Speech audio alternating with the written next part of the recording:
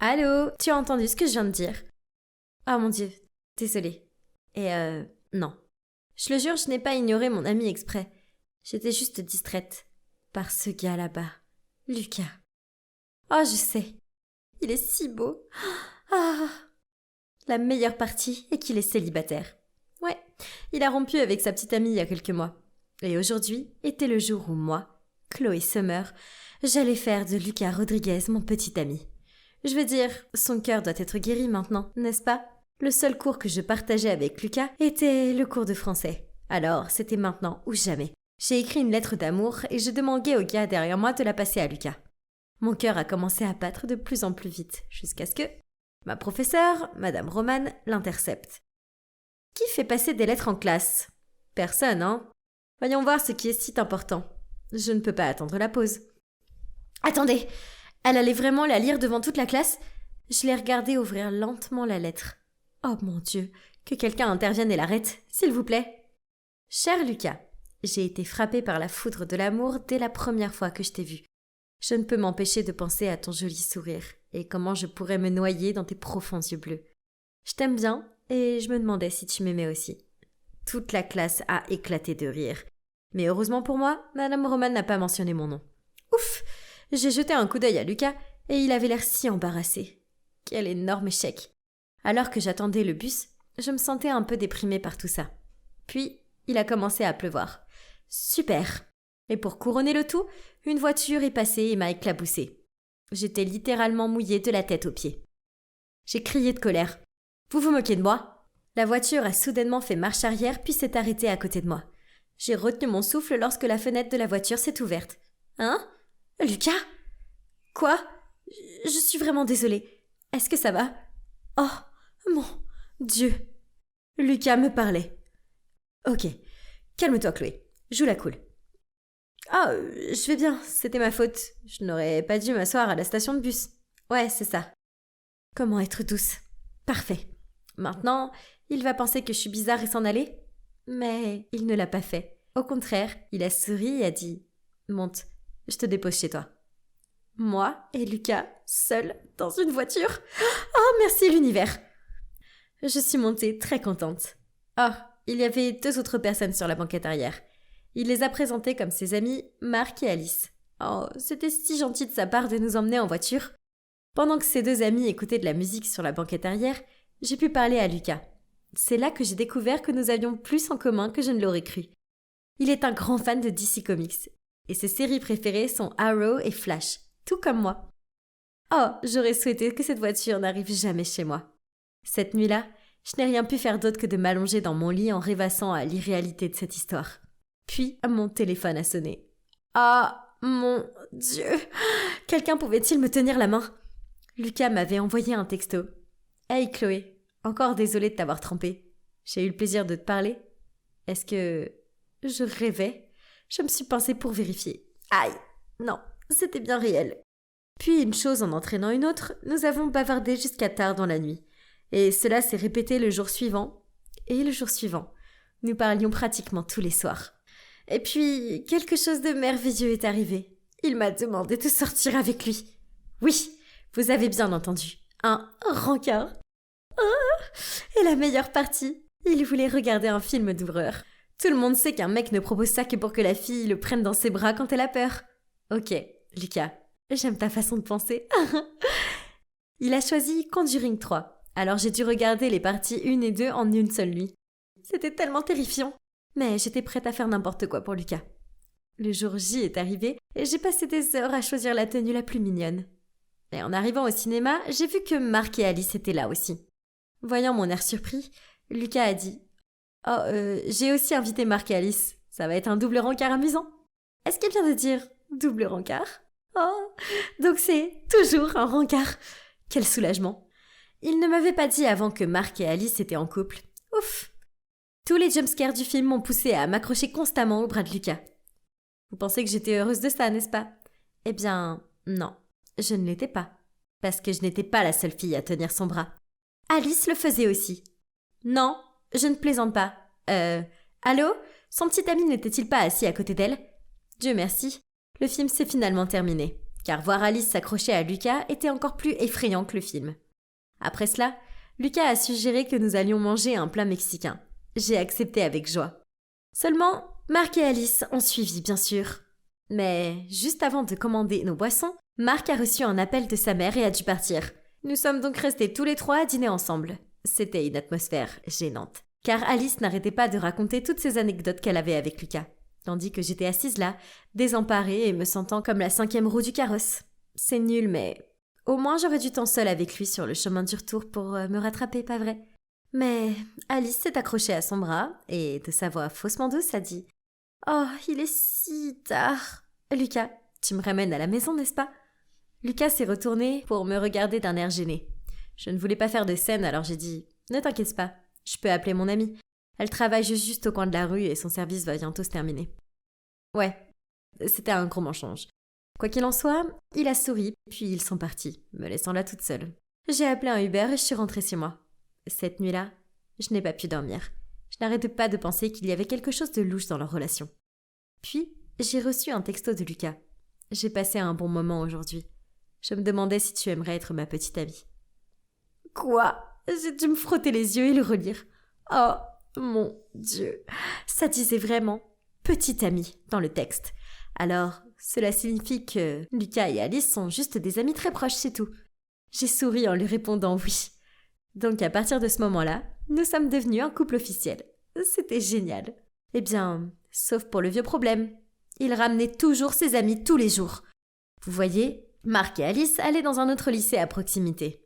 Quand je les ai rencontrés, je pensais que Lucas les raccompagnait simplement à cause de la pluie. Mais il s'est avéré qu'il les conduisait tous les jours. Et ils sortent souvent ensemble après. Donc cela veut dire que Lucas et moi n'avons jamais été seuls, pas même une demi-heure. Mais ce n'était pas le pire. Depuis que Lucas et moi sommes devenus officiels, Alice est devenue encore plus audacieuse qu'avant. Par exemple, une fois au parc, Lucas mangeait un hot dog et s'est mis de la moutarde sur le visage. J'ai tellement ri et je lui ai dit de ne pas bouger pour que je puisse reprendre une photo de son joli visage. Mais alors, Alice s'est tournée vers lui et a pris un mouchoir et a essuyé la moutarde. Et ce n'était pas tout. Elle buvait même dans sa tasse, lui donnait à manger et lui faisait souvent les yeux doux.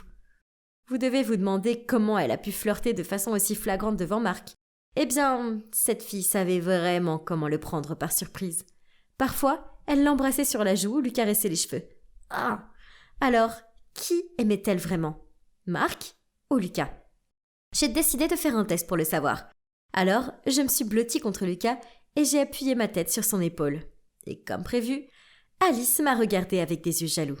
Puis, en faisant tourner une mèche de ses cheveux autour de son doigt, elle lui a demandé « Lucas, Marc est occupé ce vendredi et je peux pas manquer ma leçon de danse. Est-ce que tu pourrais m'y emmener et attendre jusqu'à la fin du cours ?» Lucas a eu l'air gêné, mais ne sachant pas quoi dire d'autre, il a marmonné « Ouais, bien sûr. » Maintenant, elle en fait trop. Je devais lui montrer que Lucas n'était pas intéressé par elle et qu'elle devait se retirer. Je sais, ça a l'air un peu méchant, mais sérieusement, il fallait que je prenne position, sinon je risquais de perdre mon petit ami. Donc, vendredi soir, après que Lucas ait conduit Alice à son cours de danse, je l'ai appelé pour lui dire que mon vélo avait un pneu à plat. Ouais, je l'ai peut-être crevé moi-même. Mais ça a fait l'affaire. Il est immédiatement venu me chercher et m'a ramené à la maison. Puis je lui ai demandé de rester pendant que maman préparait ses lasagnes. Comme il ne pouvait pas dire non à ma mère, il a envoyé un texto à Alice pour lui dire de rentrer seule chez elle car il était occupé avec moi. Un succès! Le lendemain, nous sommes restés tous les 4 au café. Lucas a remarqué qu'Alice semblait un peu fatiguée, alors il a demandé « Hey Alice, tu vas bien ?»« Oh, c'est rien. Après le cours de danse, je suis rentrée à pied, il a plu d'un coup. Et je n'ai pas apporté de parapluie parce que je pensais que tu me ramènerais à la maison. Alors j'ai été trempée. » J'ai regardé Lucas et j'ai vu qu'il se sentait vraiment coupable. Après avoir discuté un peu, je suis allée aux toilettes pour me rafraîchir. C'est alors que j'ai surpris Alice en train de se mettre de la poudre sur le visage pour avoir l'air plus pâle. Je pouvais pas le croire. C'était vraiment pas cool. J'avais besoin de confronter cette grosse menteuse. Tu penses sérieusement que culpabiliser Lucas va le pousser à t'aimer? Et je n'ai pas besoin de lui faire quoi que ce soit. Parce qu'il m'aime déjà. Avec un regard choqué, j'ai bafouillé. Qu'est-ce que tu viens de dire? Oh, il ne te l'a pas dit? Lucas et moi sortions ensemble. Mais je me suis lassée de lui et j'ai rompu avec lui. Il était tellement dévasté. Maintenant que je le vois avec toi, je réalise que j'ai fait une erreur. Il devrait être avec moi. Mon Dieu, je n'arrivais pas à croire ce qu'elle venait de dire. Comment a-t-il pu me cacher ça? Je ne pouvais plus contenir ma colère. Tu n'es qu'une psychopathe qui aime jouer des tours tout le temps. Puis, je suis sortie en trompe des toilettes et je suis allée sur Lucas. Est-ce que tu viens de crier sur Alice? Ne sois pas si méchante. Elle est tombée malade parce que j'ai traîné avec toi hier. Ah! Juste génial. Maintenant, Lucas m'a non seulement entendu crier et a pensé que j'étais la méchante maintenant. Mais ensuite, j'ai réalisé qu'Alice avait raison. Lucas était certainement toujours amoureux d'elle. Car s'il ne l'était pas, il m'aurait d'abord demandé ma version des faits avant de la défendre si rapidement. Lucas, je pense que nous devrions rompre car tu as clairement encore des sentiments pour Alice.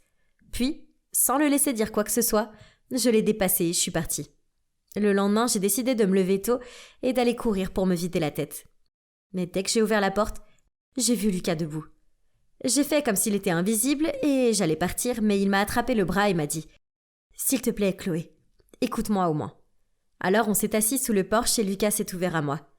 Il s'est avéré que c'était vrai, que Lucas et Alice sortaient ensemble. Mais ils se disputaient tout le temps, alors il a rompu avec elle et ils sont restés amis. Il ne m'a pas parlé de leur ancienne relation parce qu'il pensait que ce n'était pas grave puisque c'était fini maintenant. Il a dit qu'après ma rupture avec lui, il a parlé à Alice pour comprendre ce qui s'était passé entre elle et moi. C'est alors qu'elle a avoué qu'elle était toujours amoureuse de lui et qu'elle ne sortait avec Marc que pour pouvoir être près de lui. Lucas l'a rejetée et elle a commencé à pleurer, ce qui a fait couler son maquillage. C'est là qu'il a réalisé que j'avais raison sur le fait qu'elle faisait semblant d'être malade. Et il lui a fait comprendre que son comportement sournois signifiait qu'il ne pouvait plus être ami. « Chloé, je suis désolée. J'aurais dû voir ce qu'elle faisait et te faire passer en premier. Je te promets que ça n'arrivera plus. » Pauvre Lucas, je ne pouvais pas supporter de le voir si sombre. Pour être honnête, tout ce qu'il avait fait était d'essayer d'être un bon ami pour Alice. Il méritait une autre chance, non? Alors, en souriant, je lui ai fait un gros câlin. À partir de maintenant, les choses entre nous sont redevenues géniales. Marc a fini par découvrir qu'Alice ne l'utilisait que pour se rapprocher de Lucas, alors il a rompu avec elle. Notre histoire d'amour a sûrement été mouvementée, mais elle en valait la peine, car j'aime vraiment Lucas. Et j'aime aussi comment il se soucie de ses amis et veut passer du temps avec eux. Donc, j'ai seulement demandé un peu de temps seul chaque vendredi. En parlant de vendredi, j'ai hâte que le prochain arrive, car Marc m'a dit que Lucas avait préparé quelque chose de spécial pour moi. Oh, je suis tellement contente. Désolée les gars, mais vous ne saurez pas ce que c'est, car mon histoire doit se terminer ici. Peut-être la prochaine fois. Oui, c'est moi, Kate, ici et encore. Lorsque j'ai échangé ma place avec mon double pour éviter d'être coincée dans une horrible école d'été, je ne m'attendais pas à me retrouver sans argent et à devoir travailler dans une vieille maison poussiéreuse.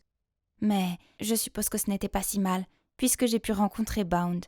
Alors imaginez ma surprise lorsque j'ai découvert que non seulement il était un gosse de riche en fuite comme moi, mais en plus je l'ai surpris à traîner avec moi. Enfin, l'autre moi. Ah!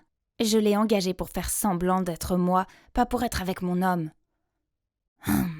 On dirait qu'il était temps de retourner à ma vie normale. Mademoiselle, je ne peux pas vous laisser entrer sans lettre d'invitation. Vous vous moquez de moi? Pourquoi ai-je besoin d'une invitation pour entrer dans ma propre maison? Comment ont-ils pu ne pas me reconnaître? Juste à ce moment-là, Clara est gracieusement descendue d'une voiture de luxe et est entrée chez moi. J'ai crié vers elle, mais en me voyant, elle m'a jeté un regard confus. Puis elle a murmuré quelque chose à l'agent de sécurité et est entrée directement. « Désolée, mademoiselle Kate ne vous connaît pas. Veuillez partir. »« Hein? Comment a-t-elle osé ?» Elle n'était pas mademoiselle Kate. C'était moi. Elle pensait vraiment qu'elle pouvait me traiter de cette façon-là? Ah! J'allais lui montrer qui était la vraie fille riche. Mais alors que je partais, je me suis aperçue à la fenêtre d'une voiture. Oh mon Dieu! J'étais affreuse.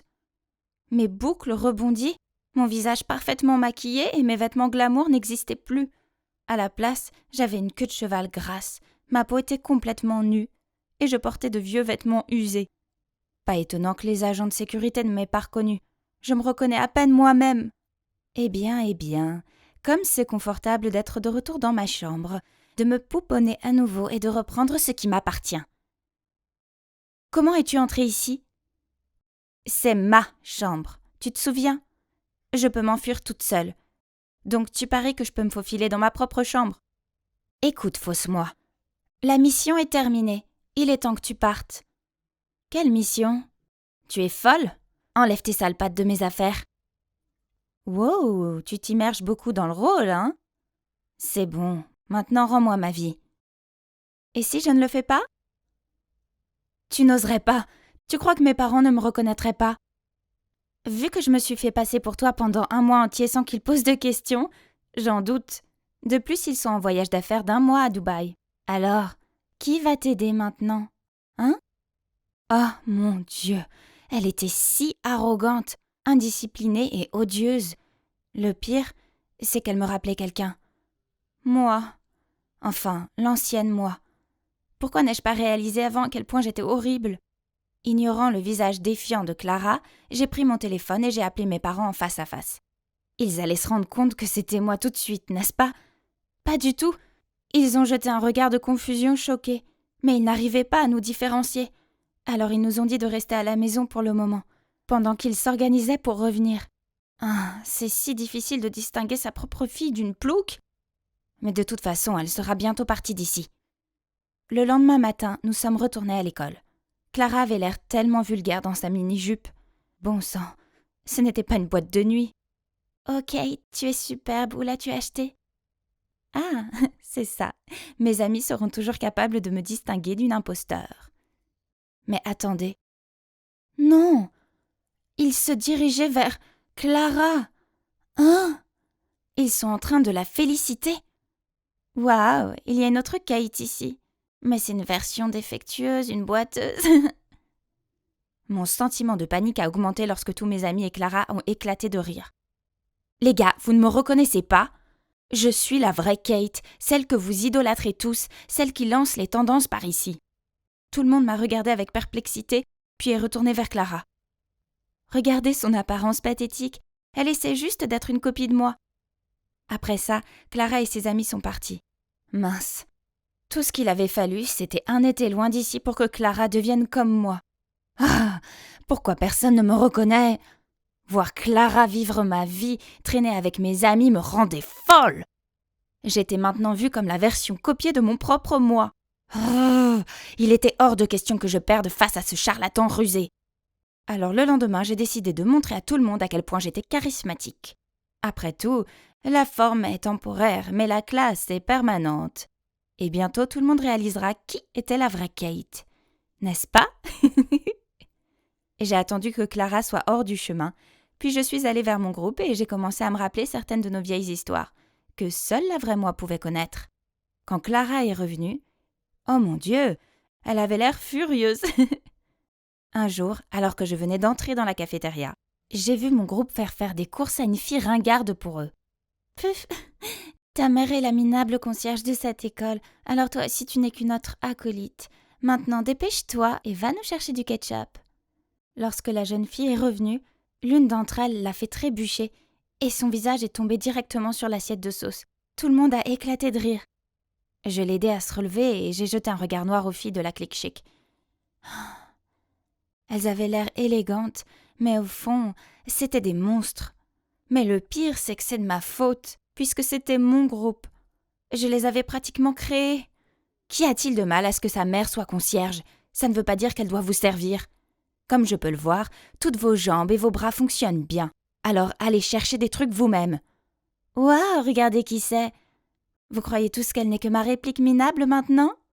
La vraie Kate de Click Chic n'aurait jamais dit une telle bêtise. La Click Chic m'a regardée de haut en bas, puis m'a jeté des regards dégoûtés. Trop sainte! Quelle hypocrite! Kate ne dirait jamais ça. De toute évidence, c'est la fausse. Ces chuchotements m'ont mis tellement en colère que je suis devenue aussi rouge que le ketchup.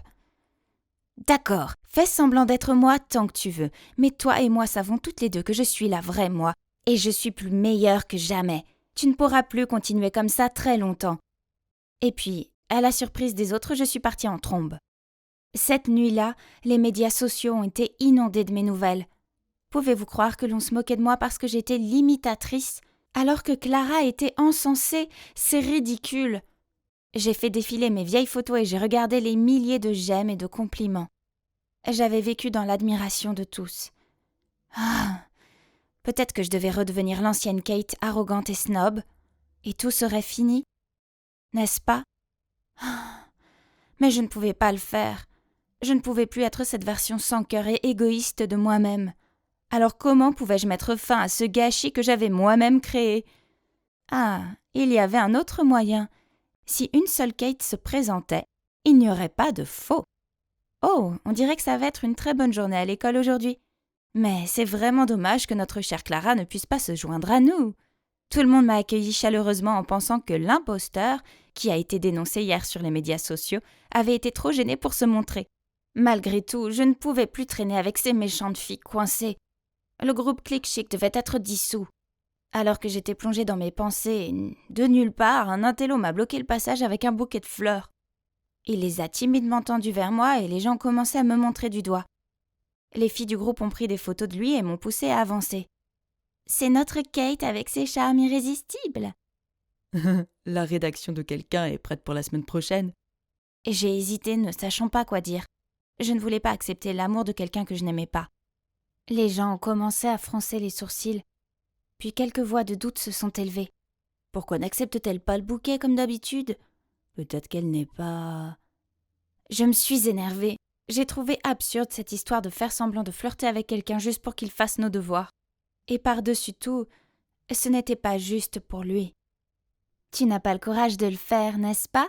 Parce que tu n'es pas Kate. Surprise, je me retourne pour voir Clara prendre le bouquet de fleurs de la main de l'intello. Je l'ai repris avec colère. Il m'aime bien, pas toi. Il aime Kate, et c'est moi, Kate.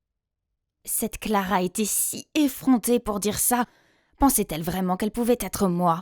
Pensait-elle qu'être méchante et snob faisait d'elle la hit girl? Comme c'est superficiel. Oui, si c'était Kate du passé, j'aurais reçu ce bouquet et je lui aurais fait faire mes devoirs. Mais la Kate du présent ne ferait jamais ça. Faites-le vous-même. Arrêtez de compter sur les autres pour tout faire pour vous.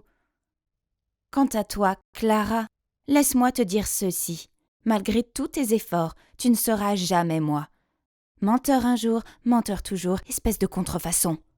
J'en avais fini ici. J'étais le vrai moi, et s'il ne pouvait pas le voir, alors peu importe. Alors je me suis éloignée. Soudain, une main m'a tirée en arrière. C'était l'intello. Désolée, mais je ne t'aime vraiment pas de cette façon. Tu n'as vraiment aucun sentiment pour moi? Tu es sûre? En disant cela, il a enlevé sa perruque, ses lunettes et le grain de beauté sur son visage. Bound, c'est vraiment toi? J'étais tellement choquée que je n'en croyais pas mes yeux. Bound m'a tendu le bouquet et a dit « Tu ne diras pas non, n'est-ce pas ?» Bien sûr, comment pourrais-je dire non? Je l'ai conduit dans une salle de classe vide pour discuter. Pourquoi es-tu là? Et c'est quoi ce déguisement? Après avoir quitté le homestay, je suis rentrée chez moi et mes parents ont fait ce qu'ils font toujours. Essayer de faire croire que l'argent pouvait tout résoudre en organisant une fête extravagante. Je me tenais à l'écart quand, à ma grande surprise, tu es entré avec ta famille. Hein? Quelle fête? Ah, il doit faire référence à Clara. Il poursuivit. Je suis allée te parler, mais tu as agi comme si tu ne m'avais jamais rencontré avant. Donc j'ai compris que cette fille-là n'était pas toi. J'étais inquiet, alors j'ai appelé le homestay qui m'a dit que tu étais parti. Déterminée à résoudre ce mystère, je suis allée à ton école et j'ai trouvé que tout le monde était en ébullition car deux Kate étaient apparues de nulle part. Toutes les deux étaient des hit girls et ne ressemblaient en rien à la Kate que je connaissais. Donc afin de découvrir la vraie Kate, je me suis déguisée. Et mon plan a fonctionné, puisque tu es là. Tu es tellement rusée. Mais j'ai encore une question. Pourquoi as-tu soudainement quitté le homestay ce jour-là? Donc, il s'avère que sa passion pour la vie marine l'a conduit à fuir ses parents autoritaires et à s'installer dans un homestay sur la côte. Mais lorsqu'il s'est rendu compte, en lisant le journal, que ses parents le recherchaient, il n'a pas voulu causer d'ennui au homestay et il est rentré chez lui. Tu aurais dû au moins me dire au revoir.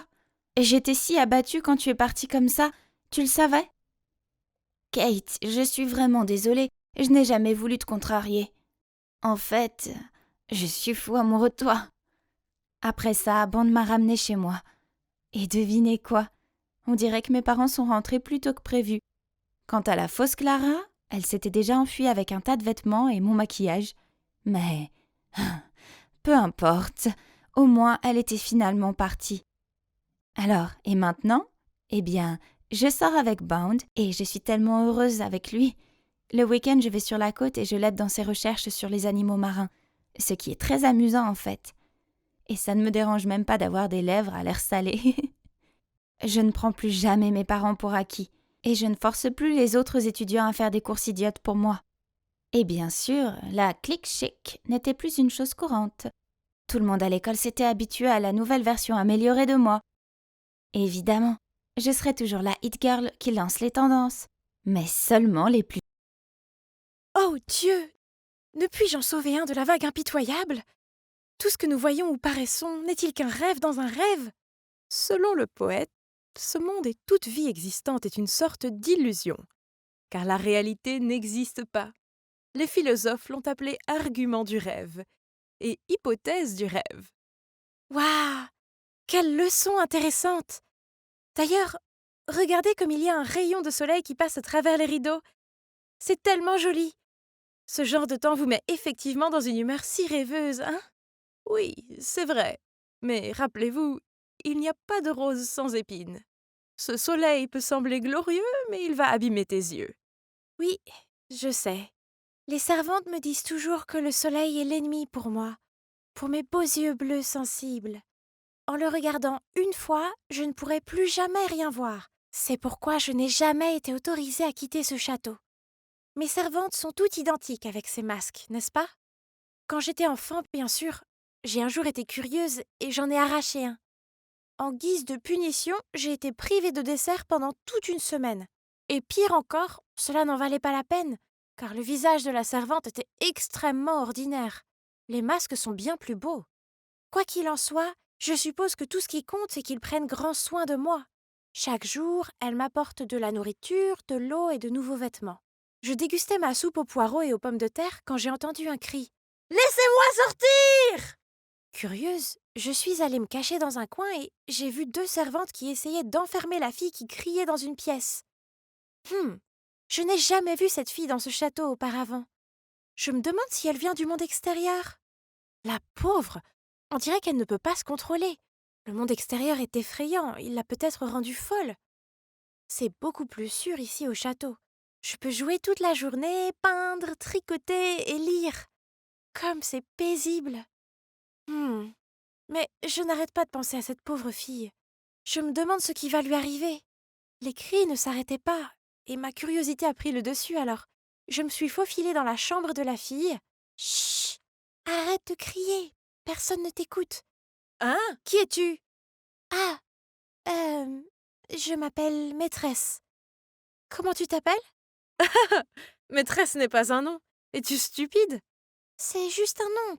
Tout le monde ici m'appelle comme ça. Cette fille était si têtue, elle semblait se méfier de tout. Pauvre petite fille du monde extérieur. Après avoir beaucoup insisté, elle m'a dit qu'elle s'appelait Nora. J'étais sur le point de lui demander pourquoi elle était ici, quand soudain 2 servantes sont apparues et m'ont entraînée. Vous ne devriez pas interagir avec cette méchante fille, et vous ne devez pas être en retard pour votre cours de broderie. C'était agréable de pouvoir enfin parler à une fille de mon âge, et je dois admettre qu'étant donné sa nature effrontée, j'ai trouvé Nora plutôt intéressante. Pendant le cours, je n'arrêtais pas de penser à la façon dont je pourrais m'éclipser et la revoir. Ah! Aïe! Les cris de cette fille agaçante m'ont fait me piquer le doigt.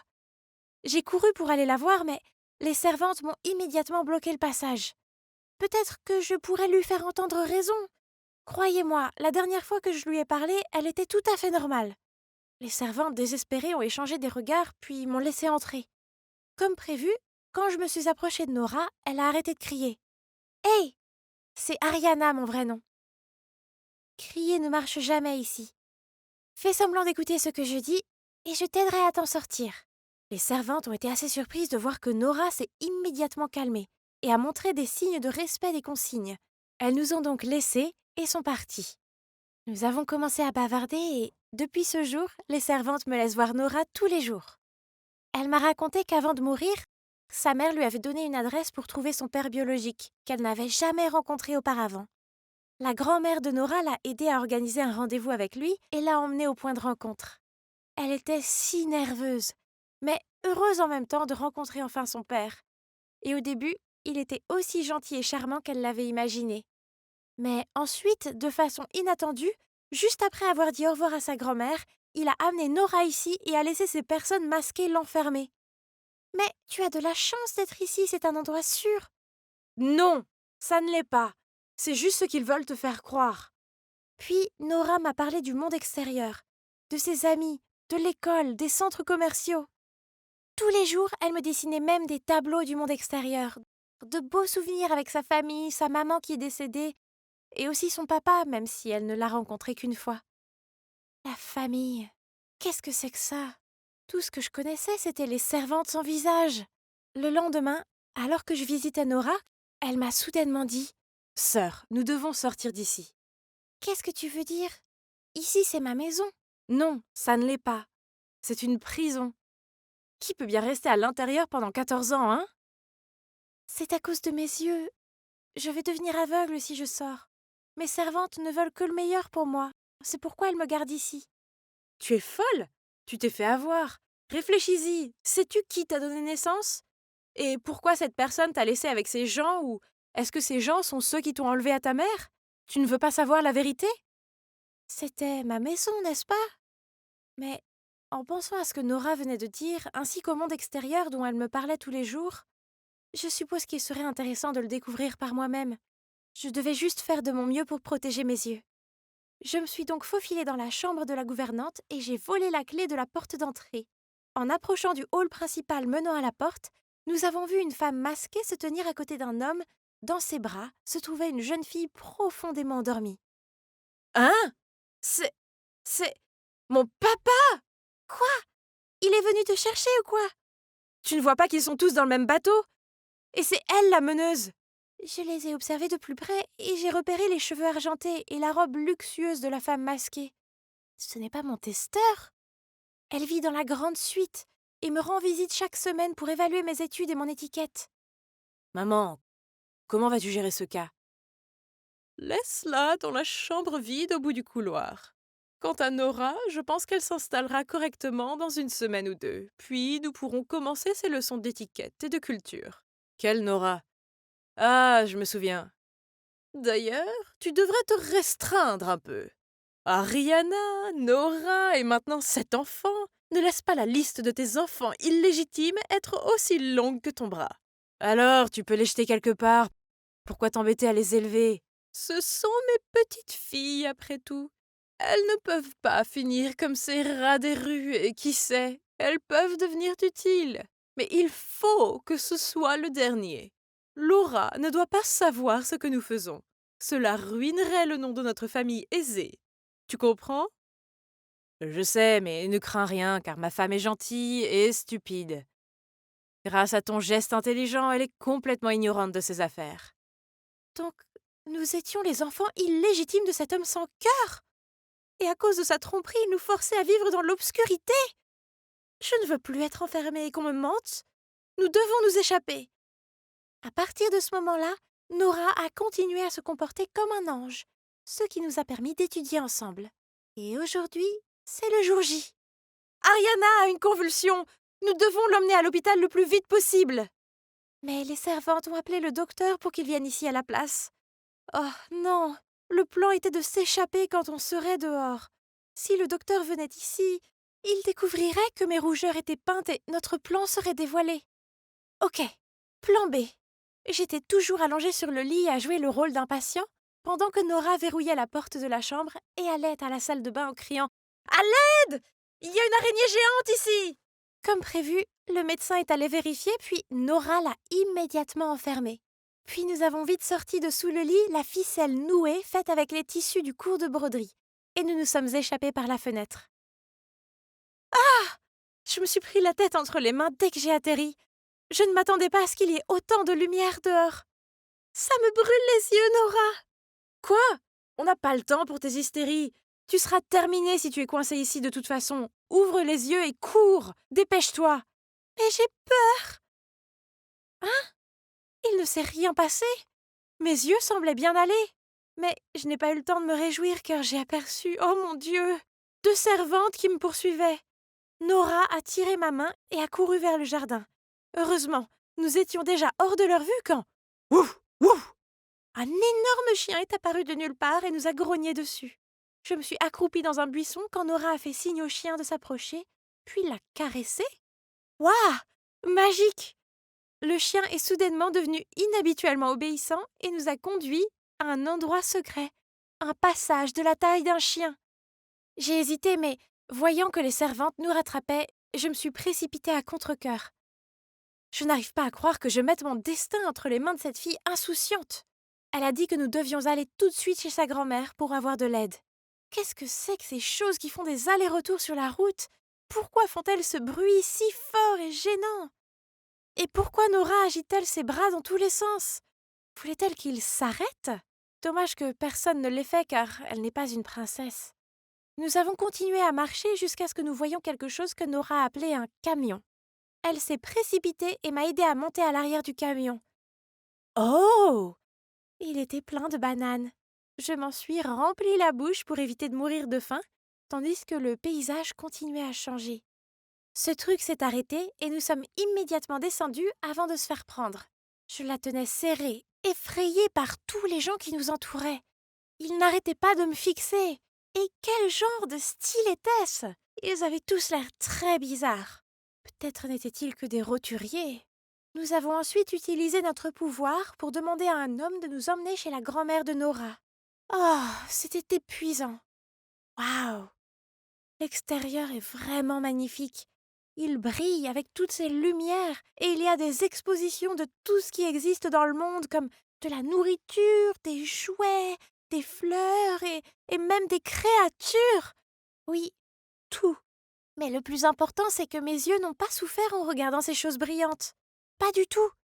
La grand-mère de Nora semble gentille, mais sa maison est remplie d'objets les plus étranges. Pendant que Nora lui racontait ce qui s'était passé, je me suis retrouvée envoûtée par la boîte noire parlante sur le mur. Soudain, la grand-mère de Nora nous a emmenés dans son camion, beaucoup plus petit, et nous a conduites dans un endroit appelé les flics. Ils portaient tous ces mêmes tenues rigolotes et nous bombardaient de dizaines de questions déroutantes. Et qu'est-ce qu'une carte d'identité exactement? Quelques jours plus tard, la nouvelle est tombée que les flics avaient attrapé mon soi-disant père, ma grand-mère et les domestiques également. Comme prévu, c'était un coureur de jupons. Et lorsque ses amants lui ont demandé de subvenir aux besoins de ses enfants, il a eu tellement peur que sa femme le découvre qu'il a pris ses enfants et les a enfermés dans le château. Ils attendent actuellement ce qu'on appelle un procès, qui, selon Nora, est l'endroit où les mauvaises personnes reçoivent leur châtiment. Waouh! Le monde extérieur est tellement occupé. Je n'avais pas réalisé qu'il y aurait autant de visages démasqués. Et cette étrange boîte qui parle me fait toujours peur, surtout quand quelqu'un tient une arme. Nora dit que lorsque je me serai plus adaptée à ma nouvelle vie, je commencerai l'école avec elle. Et un jour, j'apprendrai même à conduire un de ces petits camions. Mais d'abord, elle m'apprend à m'habiller comme les autres et à utiliser cette brique pour communiquer avec eux. Ce monde est déroutant, mais je suis sûre qu'avec l'aide de Nora, je vais bientôt trouver mes marques. Même si c'est juste pour apprendre à répondre à mon voisin mignon. Waouh, ce gâteau a un goût de paradis! J'ai tendu le bras pour prendre une autre part quand j'ai entendu un grognement. Je t'ai dit d'être gracieuse, n'est-ce pas? Puis maman m'a tirée vers elle pour saluer ce couple élégamment habillé. Oh, encore! Ils m'ont regardé de haut en bas et m'ont dit « J'ai entendu dire que tu étais une pianiste douée. Nous aimerions t'entendre jouer. » Hein? Du piano? Je n'en avais jamais joué de ma vie. Avant que je puisse répondre, maman est intervenue. Malheureusement, Phoebe s'est foulé le poignet. Peut-être la prochaine fois. Je l'ai regardée de façon confuse. Pourquoi mentirait-elle comme ça? Maman, pourquoi t'as dit que je pouvais jouer du piano? Ah, oui. Je me suis peut-être vantée auprès d'eux que tous mes enfants adoptés sont excellents. Je veux dire, toutes les mamans se vantent de leurs enfants, non? Eh oui, j'avais grandi dans un orphelinat avant que maman ne m'accueille dans sa famille. Cet endroit est plutôt grand, hein? Je l'ai trouvé écrasant au début et j'ai fini par me perdre en cherchant ma chambre. Heureusement, il y a beaucoup de mes sœurs adoptives pour me montrer où aller. J'en ai 10. Oui, vous avez bien entendu, 10. C'est comme si je passais d'un orphelinat à l'autre. Sauf que je ne suis plus orpheline. Et nous avons toutes le même âge, ce qui est inhabituel car les parents d'accueil préfèrent souvent des enfants plus jeunes. Ils disent que les ados sont plutôt têtus. Sans parler du fait que mon père adoptif n'est jamais là. Je ne pourrais même pas te dire à quoi il ressemble. C'est donc juste nous, les filles, ici. Je m'entends bien avec Colline. Elle a 2 ans de plus que moi et nous partageons la même chambre. Même si j'aimais vivre avec maman et mes sœurs, maman nous faisait faire des choses étranges, comme porter des vêtements ringards et marcher en ligne droite. Pire encore, elle m'a forcée à apprendre le piano. Oh! Je n'étais pas du tout musicale. Je faisais juste du boucan. Elle m'a aussi appris à manger correctement, mais c'était comme une séance de dressage de chien. Je n'avais le droit de manger que lorsqu'elle faisait un signe. Et le temps que je comprenne comment utiliser l'argenterie, le repas était déjà terminé. Oh! Mais c'est comme ça que chaque mère enseigne à sa fille, non? Et apparemment, maman n'avait plus la patience de me coacher. Alors elle m'a confiée à Colline, sa fille vedette. Nous passions 1 heure par jour à parler ensemble. Ou plutôt, elle me donnait des conseils sur la façon de parler correctement. Colline m'a dit que je devais contrôler mon volume parce que j'avais tendance à crier et que ce n'était pas très féminin. Je devais chuchoter au même volume qu'elle et choisir mes mots avec soin pour faire preuve d'intelligence et de grâce. Oh, peut-être que ce serait plus facile si je ne disais rien du tout désormais. Je n'ai pas eu l'occasion de connaître mes autres sœurs car maman nous a fait poursuivre chacune une aptitude différente, ce que nous devions exécuter lors de notre évaluation mensuelle. Maman est en général très douce et attentionnée, mais trop stricte quand il s'agit d'entraînement. Nous devons consacrer beaucoup de temps et d'efforts à l'entraînement. Un jour, j'essayais de comprendre la feuille de musique quand j'ai entendu Lexi se plaindre. « Ah, pourquoi maman me force-t-elle à faire cette mission impossible? Tellement ennuyeux! » Quoi? Au moins le patin à glace est 1000 fois plus amusant que le piano. Si seulement. Une idée m'a traversé la tête. Cette nuit-là, je suis allée voir ma mère et lui ai dit timidement « Maman, je veux passer des leçons de piano au patinage sur glace. Je veux échanger avec Lexi. Quoi? Non. Mais pourquoi? Lexi n'aime même pas le patin à glace. C'est parce que je peux voir le potentiel en chacune de vous. Donc c'est impossible de changer. Frustrée, je suis retournée dans ma chambre et j'ai pleurniché auprès de Colline. Mais ce n'était pas un gros problème pour elle. Maman sait ce qui est le mieux pour nous. Eh bien, ça, je n'en suis pas trop sûre. Nous n'avons même pas pu aller à l'école, car maman disait que l'école à la maison était suffisante, alors que je trouvais sa méthode plutôt étrange. J'ai rêvé de cette vie parfaite avec une maman extraordinaire, mais maman n'a jamais été très affectueuse. Peu importe combien nous avons étudié ou essayé de perfectionner notre passe-temps choisi, elle ne nous a jamais câlinés ou félicités, pas même Colline, la fille la plus intelligente ici. Je voulais absolument impressionner maman, alors une fois, j'ai passé des heures à préparer cet apéritif portugais pour elle. Mais elle a juste pris une bouchée et dit que c'était bon. Je lui ai demandé si elle ne m'aimait pas, mais elle a juste répondu qu'elle nous aidait à avoir une position élevée dans la société et une vie brillante. Mais je n'ai pas besoin de ces choses. Je voulais juste qu'elle m'aime. Cet endroit est si étouffant et le seul moment où je peux respirer, c'est quand je vais acheter du pain le vendredi matin. Ah. Et soudain, quelqu'un m'a tapé sur l'épaule, ce qui m'a fait sursauter au point de faire tomber mes affaires. Hé, hey, c'est vraiment toi? Mais quelque chose ne va pas chez toi? Pourquoi cette démarche étrange? Je ne suis douée que pour acheter du pain, mais tu as tout gâché, tu vois? Jules s'est baissé pour le ramasser pour moi. Il était toujours aussi grossier, mais je me surprenais à être jalouse de son esprit libre. Nous étions parfaitement assortis à l'orphelinat et c'est embarrassant à admettre, mais j'étais très vilaine à l'époque et je volais souvent à l'étalage avec lui. Tu pourrais aller voler un peu plus. Tu te souviens de nos tours? Je dois te dire 3 choses. Premièrement, j'ai été adoptée. Deuxièmement, ma famille adoptive est riche. Et enfin, je suis éduquée pour devenir une noble dame. Donc, plus de vol. C'est ridicule. J'ai aussi 3 choses pour toi. J'ai été adoptée aussi. Mes parents m'aiment tellement. Oh, et ce sont des flics. On s'est regardés et on a éclaté de rire. Nous étions donc tous les deux pris, n'est-ce pas? Jules et moi, nous nous sommes assis sur un banc pour rattraper le temps perdu. Et quand j'ai parlé de ma nouvelle famille, il m'a interrompu. Ça me semble étrange. Pourquoi n'adopte-t-il que des adolescentes?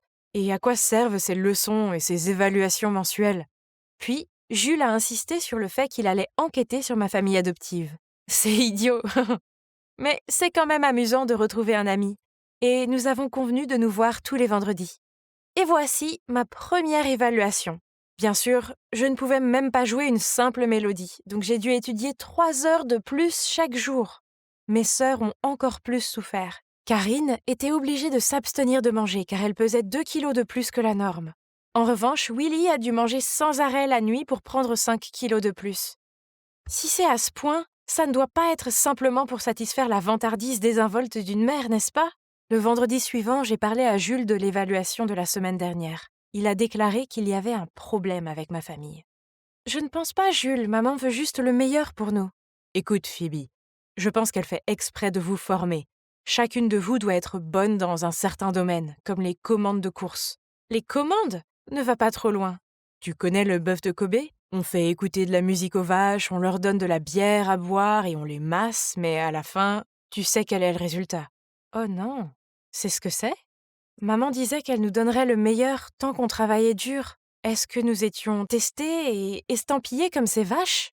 Un jour, je suis rentrée à la maison et j'ai trouvé Colline en train de faire sa valise. Maman va m'emmener dans une nouvelle école demain. Donc, Colline partait? Mais où? Tu vas me manquer, Serette. Envoie-moi un message. Mais les jours passèrent sans un modèle. J'ai demandé à maman et elle m'a dit que le travail de Colline avait payé et qu'elle allait à une école prestigieuse, mais que les téléphones sont interdits. Ça semblait suspect. Alors je l'ai dit à Jules et il a insisté que je rapporte l'affaire. Un autre vendredi, Jules et moi nous sommes rencontrés dans une église. Pourquoi a-t-il choisi cet endroit ennuyeux? Je regardais autour de moi quand j'ai vu un groupe de lycéennes sortir de l'église. Elles portaient toutes le même uniforme terne, avaient les cheveux attachés en chignon et étaient alignées de manière obéissante. Et là, je l'ai vue. Colline? J'étais sur le point d'aller la saluer, mais le regard furieux de la femme qui l'accompagnait m'a fait fuir. Ce n'était pas bien. Je devais demander à Colline ce qui se passait. J'ai donc attrapé Jules et j'ai poursuivi le groupe, mais ils sont montés dans une voiture noire et ont filé. Peut-être que cette église est leur lieu de transaction malin, hein? Ils ont tout mis en uniforme pour que personne ne les soupçonne, mais en voyant ces visages, je suis sûre qu'ils vont être envoyés au marché noir. Au marché noir? Rien que cette pensée m'a fait frémir. Je devais sauver Colline. Je ne pouvais pas laisser maman s'en tirer comme ça.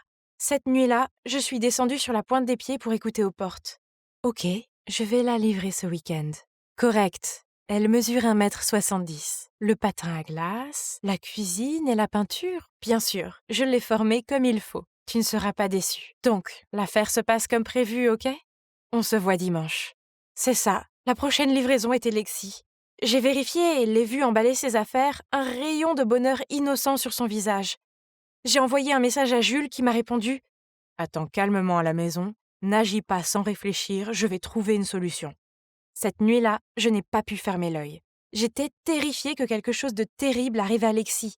Alors dès que j'ai vu maman et Lexi monter dans la voiture pour partir, je me suis glissée dans le coffre sans faire de bruit et j'ai envoyé à Jules la localisation. La voiture a mis du temps à s'arrêter. Avions-nous enfin atteint le lieu de la transaction? Quand ça m'a semblé sûr, je suis sortie prudemment et j'ai vu maman parler à une femme d'âge moyen à l'air fastidieux. Qu'est-ce que maman a dit pour que Lexi soit si paniquée qu'elle s'accroche à maman? La femme a tendu à maman une enveloppe assez épaisse, puis a attrapé la main de Lexi et l'a traînée au loin. Mon Dieu! Où était Jules? Je ne pouvais pas regarder ma sœur être emmenée comme ça. Laisse Lexi partir maintenant! Phoebe, qu'est-ce que tu fais? Arrête ça! Tu vas nous vendre, n'est-ce pas? Je connais déjà la vérité. Mais de quoi diable tu parles, Phoebe? Furieuse, maman m'a éloignée. Stop! Soudain, 2 policiers se précipitent, ordonnant à tous de mettre les mains en l'air. Derrière eux se trouvait Jules, toujours haletant. Ils étaient les parents adoptifs de Jules. Aidez-moi! Maman essaye de nous vendre, moi et ma sœur! Voyant cela, l'autre femme a rapidement expliqué. Non, il doit y avoir un malentendu. J'aide simplement la fille de Gianna à s'inscrire dans mon école. Abasourdi, mon regard est passé de maman à l'autre femme, puis à Jules. J'ai expliqué pourquoi je pensais que ma mère était une trafiquante d'êtres humains. Ils ont tous été surpris. Ah, je t'ai fait t'entraîner aussi dur parce que je veux que tu sois acceptée ici. La plus prestigieuse école de filles, pour que tu puisses avoir une meilleure vie. Je ne veux plus aller dans cette école, maman. Elle m'a parlé de toutes les règles strictes, cet endroit est terrifiant. Vous ne pouvez pas les forcer à faire ça. Vous les avez adoptés, donc vous devez les faire se sentir en sécurité et aimés. Madame Gianna, c'est une école prestigieuse et elle n'a pas besoin de votre scandale.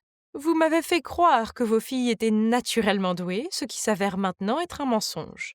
Je n'accepterai plus aucun de vos enfants désormais. Non, ce sont mes enfants. Elles méritent le meilleur.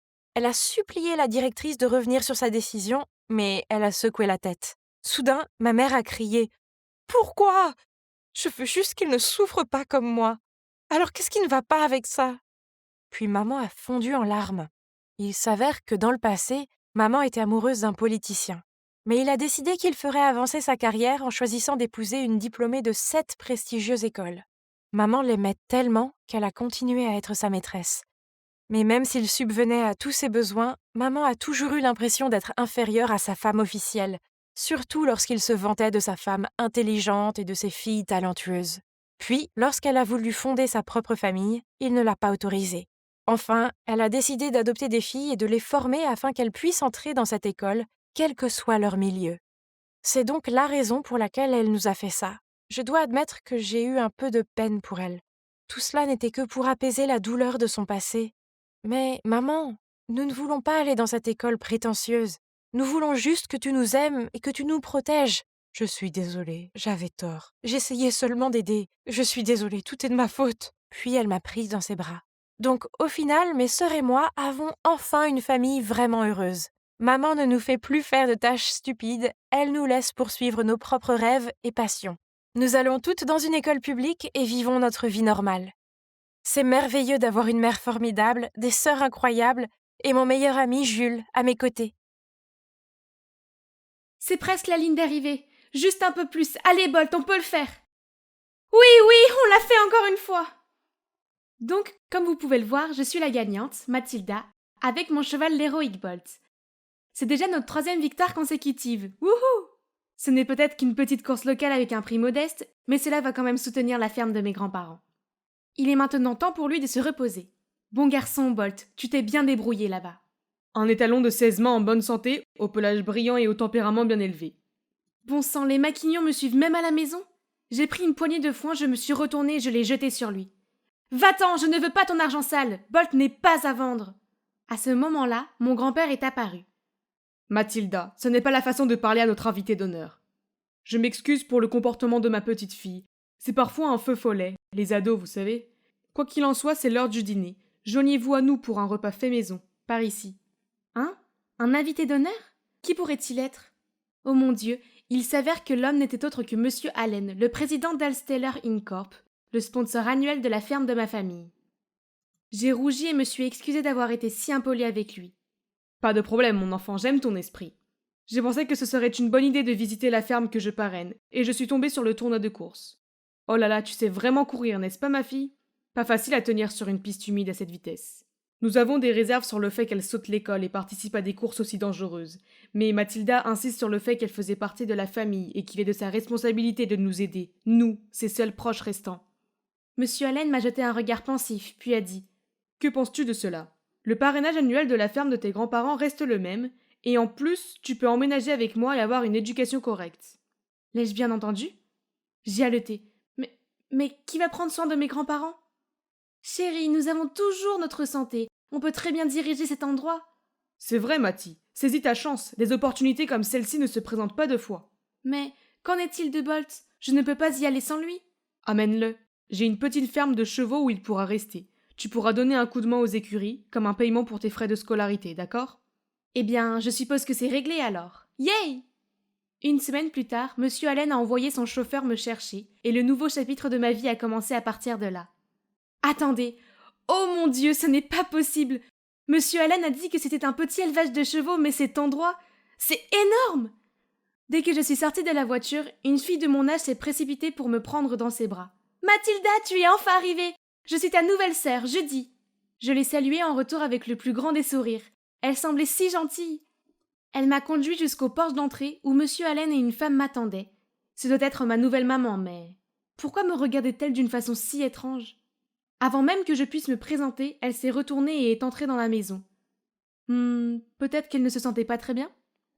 Ce soir-là, je dînais d'un repas somptueux. Nous avons beaucoup bavardé et les Allen semblaient fascinés par ma vie d'enfant à la ferme. Surtout Judy avec ses 10 000 questions. Sœur, alors, C'est vrai que tu n'as jamais vu tes parents? Oui. Mon père est décédé dans un accident avant ma naissance. Puis ma mère m'a aussi quittée quand j'étais un nourrisson. En entendant cela, Judy m'a gentiment réconfortée, tandis que M. Allen souriait et disait « Maintenant, en plus de tes grands-parents, tu nous as aussi, ta deuxième famille. Tu as une sœur, un nouveau papa ici, et aussi ta maman intentionnée. N'est-ce pas, chérie ?» Madame Allen a sursauté et laissé tomber sa fourchette. Je me suis penchée pour lui demander « Maman, ça va ?» Mais à ma grande surprise, elle m'a juste crié dessus. « Ne m'appelle pas comme ça !» Troublée, je regarde fixement mon assiette. Avais-je fait quelque chose de mal? Les jours suivants, j'ai fait de mon mieux pour me rapprocher de maman, mais j'ai toujours reçu de la froideur en retour. Une fois, voyant que Madame Allen se reposait dehors, je lui ai apporté un café glacé, mais dès qu'elle m'a vu arriver, elle a mis son chapeau sur son visage faisant semblant de dormir. Une autre fois, je l'ai complimentée sur sa robe, mais elle s'est contentée de me tutoyer et de s'éloigner. Je voulais vraiment qu'elle m'apprécie, mais c'était inutile, elle me détestait. Mais au moins j'ai toujours Judy et papa à mes côtés. Judy m'a rassurée en disant que maman était une bonne personne et qu'elle avait juste besoin de plus de temps pour mieux me connaître. Quant à papa, non seulement il m'a envoyée dans une grande école, mais il m'a aussi encouragée à suivre ma passion. Les après-midi où j'ai pu regarder les courses de chevaux et parier sur le cheval gagnant avec papa étaient tellement amusants. Et alors que je regardais les chevaux galoper, une pensée m'a traversé l'esprit. Et si c'était Bolt et moi qui étions sur cette piste, qui gagnions la course et qui ramenions l'énorme prix en argent à mes grands-parents? Je n'arrêtais pas d'y penser. Alors une fois, sur le chemin du retour d'une course, j'ai demandé à papa si je pouvais concourir. Et il n'a même pas hésité à me répondre. Pourquoi pas? Tu as du talent. Et si on essayait? Oh mon Dieu, c'était si excitant! Mon père adoptif était le meilleur, et j'avais hâte de tout donner et de le rendre fier. Après cela, il m'a immédiatement trouvé un coach personnel et une équipe dédiée d'entraîneurs et de soigneurs pour Bolt. Je ne m'étais jamais sentie aussi heureuse, et Bolt n'avait jamais été aussi beau. Tout allait bien, sauf que Madame Allen semblait toujours avoir un problème avec moi. Chaque fois que je me préparais pour l'entraînement, elle fronçait les sourcils et murmurait des choses dans sa bouche. Peut-être qu'elle était irritée par le fait qu'un enfant adopté comme moi recevait beaucoup plus que ce que je méritais, ou quelque chose comme ça. Mais quoi qu'il en soit, qu'elle l'apprécie ou non, avec mon talent, je deviendrai rapidement une brillante recrue. Un matin après l'entraînement, Judy est venue me voir et m'a dit « Mathilda, peux-tu m'apprendre à monter à cheval ?» Ça peut être un peu effrayant pour une première fois. Tu es sûre de vouloir essayer? Oui, s'il te plaît. Si je sais monter à cheval, je pourrai passer plus de temps avec papa, comme toi. J'ai regardé son visage angélique et plein d'espoir. Comment pourrais-je dire non? Je l'ai donc aidé à monter sur Bolt et lui ai appris à tenir les rênes et à donner quelques ordres. Tout se passait bien au début, mais soudain, Madame Allen a surgi de nulle part et a crié « Qu'est-ce que tu fais? Judy, descends tout de suite !» Surprise, Judy a mal jugé ses mouvements et est tombée de Bolt. Alors que nous nous précipitions toutes deux vers elle, Madame Allen m'a poussée sur le côté, ce qui m'a fait tomber sur les fesses. Sais-tu combien les jambes sont importantes pour une danseuse de ballet? As-tu l'intention de ruiner son avenir? Avant que je puisse répondre, elle a crié « Quel enfant incompétent! Dégage de ma vue !» Ah, c'était juste quelques égratignures et des bleus. Pourquoi était-elle si sérieuse? Et incompétente, hein? Bien. Je vais lui montrer ce qu'un enfant incompétent peut faire. À partir de ce moment-là, je me suis mis dans le bain et j'ai gagné plusieurs petits et moyens prix. J'ai envoyé la plupart de mes gains à mes grands-parents et j'ai gardé le reste pour offrir quelque chose de bien à Judy et à moi-même. Un jour, après le dîner, papa m'a appelé dans son bureau et m'a dit que les deux plus grandes courses de l'année, le Grand Shield et le Royal Silverford, avaient lieu dans 2 semaines et qu'il nous avait déjà inscrits, Bolt et moi, à ces courses. Mais les 2 courses n'étaient espacées que d'1 semaine. Ce serait trop pour Bolt car la dernière course semblait l'épuiser. J'en ai parlé à papa, mais il était catégorique. Bolt serait capable d'y arriver. Je ne voulais pas décevoir papa, mais je ne voulais pas non plus blesser Bolt. J'avais besoin de temps pour y réfléchir.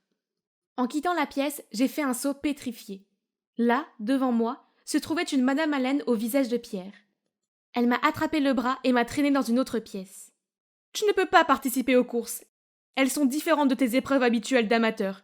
Tu n'es pas assez bonne et tu ne feras qu'embarrasser notre famille. » Est-ce que tu écoutais ma conversation avec papa? Écoute, tu n'es pas ma mère, tu n'as pas à me dire ce que je dois faire. Je vais sûrement y participer. Puis je suis partie en claquant la porte. Tôt le matin de la première course, je me rendais aux écuries pour vérifier l'état de Bolt quand j'ai surpris 2 des serviteurs de Madame Allen en train de se faufiler hors de là. Qu'est-ce qu'il faisait là? Je suis allée voir et... Hein? Ce n'est pas Bolt! Qu'est-ce que Madame Allen a fait à mon cheval? Juste à ce moment-là, Monsieur Allen est entré avec le vétérinaire. Je lui ai raconté ce que je venais de voir et il a murmuré.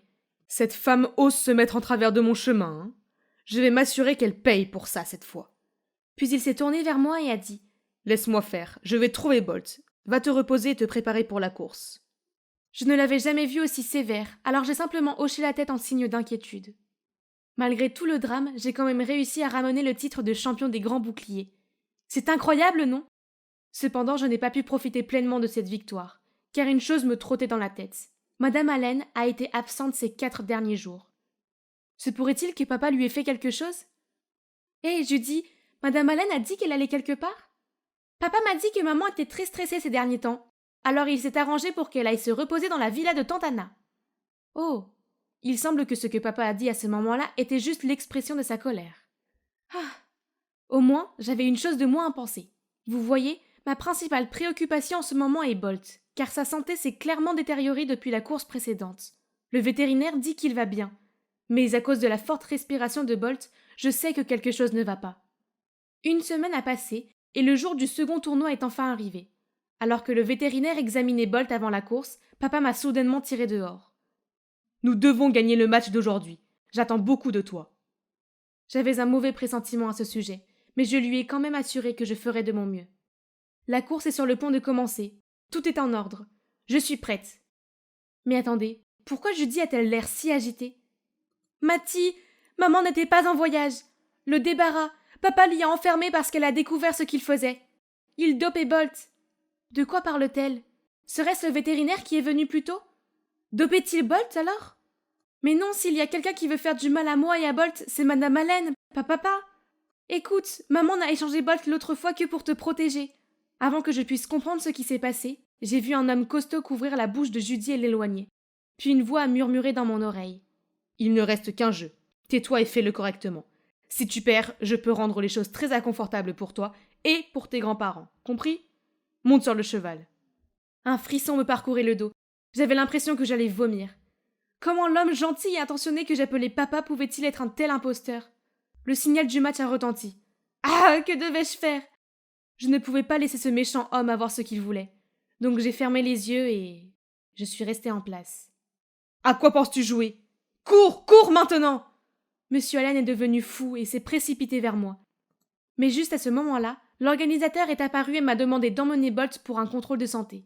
Ils ont éloigné Bolt et nous ont amenés, Monsieur Allen et moi, dans ce bureau où j'ai été choquée de voir Madame Allen au visage affolé qui faisait un câlin à Judy. Il s'avère que Judy avait libéré sa mère de la chambre dans laquelle Monsieur Allen l'avait enfermée, puis elle était venue directement ici pour remettre aux organisateurs des documents incriminant les actes de corruption de son mari. Monsieur Allen m'a lancé un regard furieux et a crié « J'ai dû t'élever sans aucun avantage, juste à cause d'elle. Maintenant, c'est à toi de me rembourser. » Puis il a immédiatement foncé sur moi. Mais Madame Allen m'a rapidement couverte et l'a repoussée. Et l'un des organisateurs de la course l'a maîtrisée. « Ne faites pas de mal à ma fille !»« Hein? Ma fille ?» Madame Allen m'a regardée avec des yeux baignés de larmes. « Ma chérie, laisse-moi une chance de t'expliquer. » Je remuais la tasse de café dans ma main et fixais le sol pendant que Madame Allen me racontait sa version de l'histoire. Il s'avère qu'elle est vraiment ma mère biologique. Pouvez-vous croire ça? Après la mort de mon père, dans son état de vulnérabilité, elle est tombée sous le charme forcé, les mots faux de Monsieur Allen. Mais il a vite montré son vrai visage et nous a séparés sans ménagement après leur mariage. C'est pourquoi elle ne pouvait envoyer secrètement de l'argent à notre ferme que sous le nom de Monsieur Allen.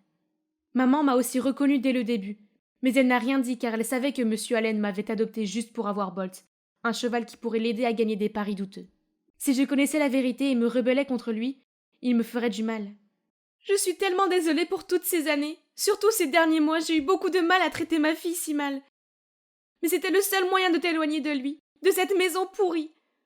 Je ne voulais pas que tu sois en danger, comme l'était ton vrai père quand il travaillait pour lui. Pardonne-moi, Mathilda. Les larmes continuaient à couler sur mes joues. Il s'avérait que j'avais toujours eu une mère pour me protéger. Maman m'a serrée dans ses bras. Maman! Je l'ai serrée très fort dans mes bras. Je t'aime vraiment et tu me manques. S'il te plaît, pardonne-moi. J'ai levé les yeux vers elle et j'ai souri. Bien sûr que oui. Je suis plus qu'heureuse de t'avoir à nouveau dans ma vie, maman. Et la meilleure sœur que je puisse souhaiter aussi. Cette vue sur les Alpes est magnifique. Waouh, je ne me suis jamais sentie aussi libre avant. Hein? Attendez. Est-ce que ce sont des miaulements que j'entends? J'ai suivi les sons jusqu'à la rivière en furie à proximité. Et là, coincé sur un rocher au milieu de la rivière, se trouvait un chat terrifié. Oh non, pauvre bébé, il faut que je l'aide. Je me suis rapidement accrochée à l'arbre voisin, puis je me suis penchée vers le rocher avec un parapluie ouvert dans l'autre main pour que le chat puisse sauter dessus. Le chat a hésité un peu avant de faire le saut, mais il est plus lourd que prévu. J'ai perdu l'équilibre et j'ai glissé dans la rivière. J'ai attrapé le chat juste à temps, mais le fort courant ne permettait pas de flotter. Paniquée, j'ai crié à l'aide, mais les vagues m'envahissaient et des gorgées d'eau remplissaient ma bouche. Et juste comme ça, j'ai senti mon environnement s'assombrir. Ah, qu'est-ce que c'était que ce truc humide et rugueux qui me frottait le visage? J'ai ouvert les yeux et j'ai vu ce chat assis sur moi. Dieu merci, tout s'est bien passé. Mais où suis-je? Cela semblait être une sorte de maison de campagne rustique. Soudain, un homme entre dans la pièce avec un plateau de nourriture. Qui es-tu? Du calme, c'est moi qui ai sauté dans la rivière pour vous sauver tous les deux. Il s'avère qu'il passait par hasard près de la rivière alors que nous étions avalés par le courant.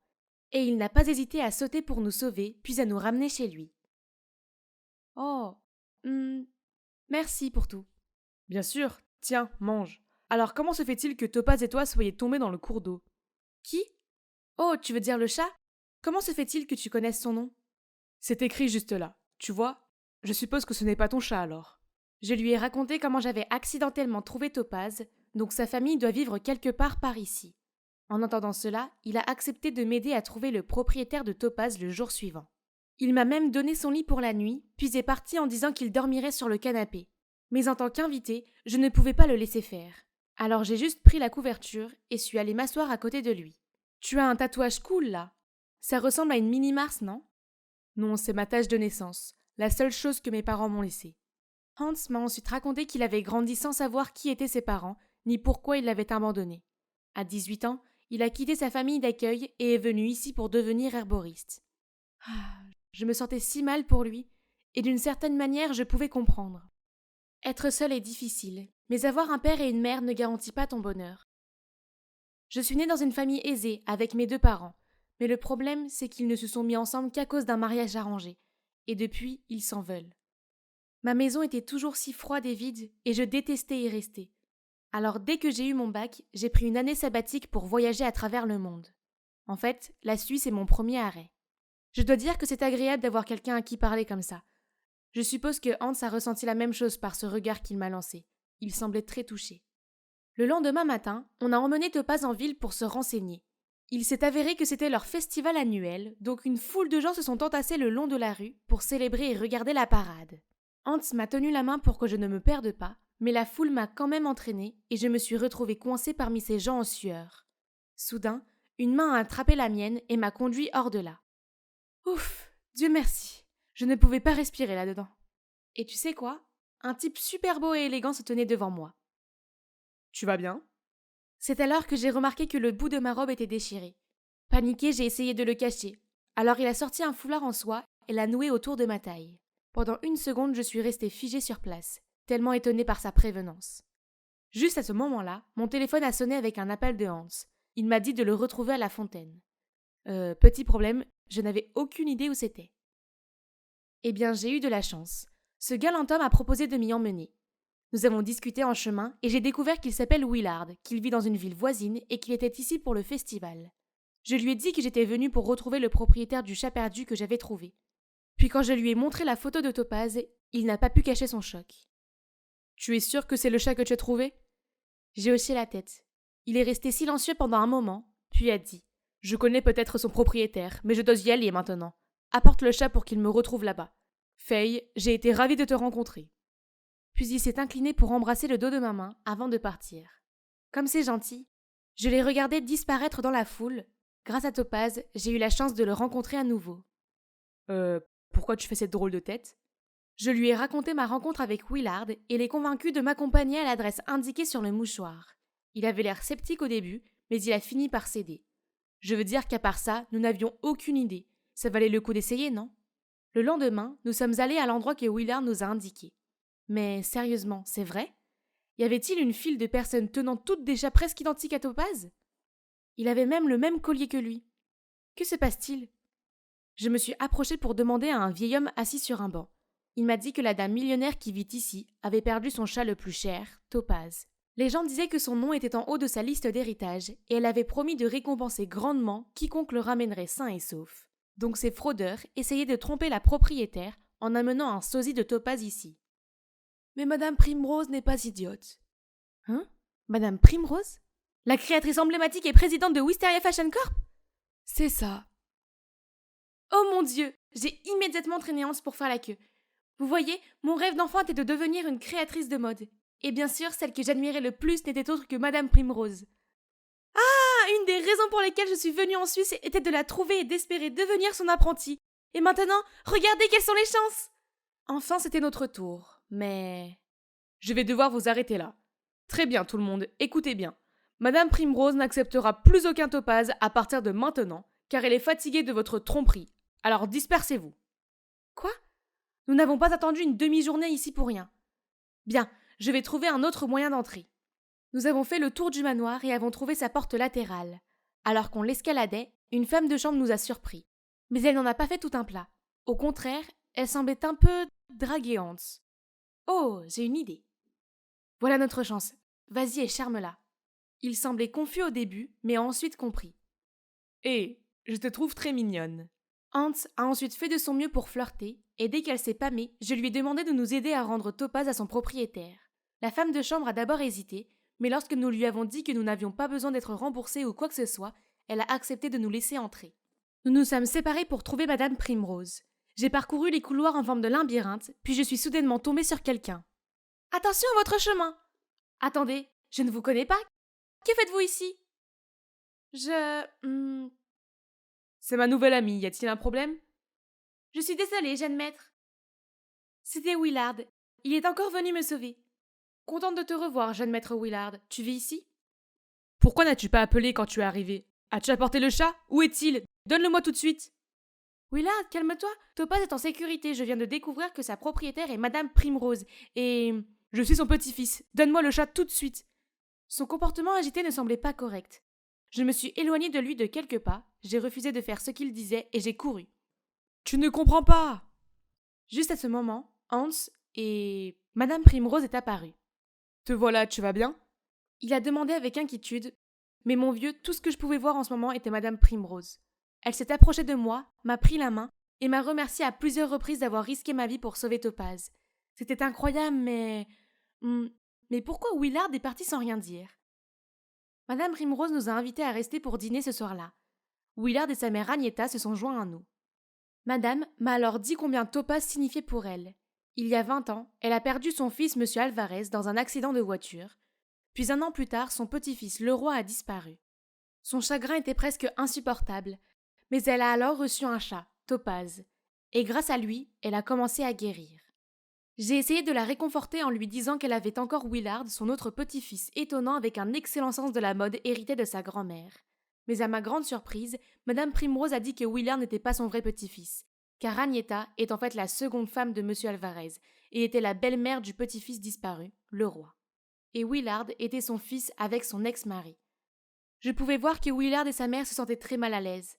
Willard a dû se sentir très blessé car Madame Primrose ne le considérait même pas comme un membre de la famille. Puis mon train de pensée a été interrompu par Hans. Ah, pourquoi ne m'a-t-il pas dit de lui passer le sel au lieu de coller son bras droit sur mon visage comme ça? Soudain, Agneta lui lance un regard mortifié et renverse du vin sur toute la table. Maman, tu vas bien? Elle n'a pas répondu, mais est partie. J'ai compris que c'était parce qu'elle avait vu la tache de naissance de Hans. Qu'est-ce que ça peut être? N'a-t-elle pas de manière? Elle doit être malade. Je vais aller la voir. Donc je l'ai suivie jusqu'au gazebo du jardin. C'est là que je l'ai entendu parler à quelqu'un au téléphone. Vous aviez un travail simple. Emmener ce minou choyer des kilomètres. Eh bien, devinez quoi? Il est revenu. J'ai eu un choc. Et à ce moment-là, une main a couvert ma bouche. Chut! Sois tranquille. Oh, mais il y a pire!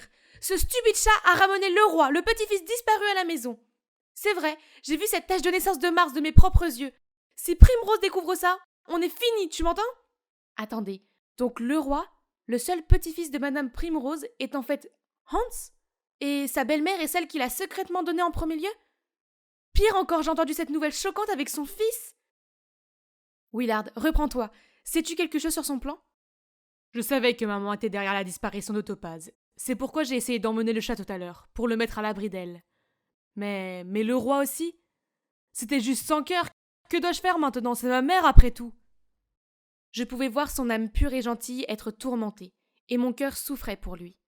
Cela doit être difficile, mais tu dois dire la vérité à Madame Primrose et arranger les choses. C'est une façon d'aider ta mère à se racheter, d'accord? Il m'a fixé avec ses yeux rêveurs, et j'ai senti mon cœur se transformer en bouillie. Mais un appel téléphonique de Hans nous a interrompus. Il me cherchait, disant qu'on devait y aller. Bien, je devais lui dire la vérité.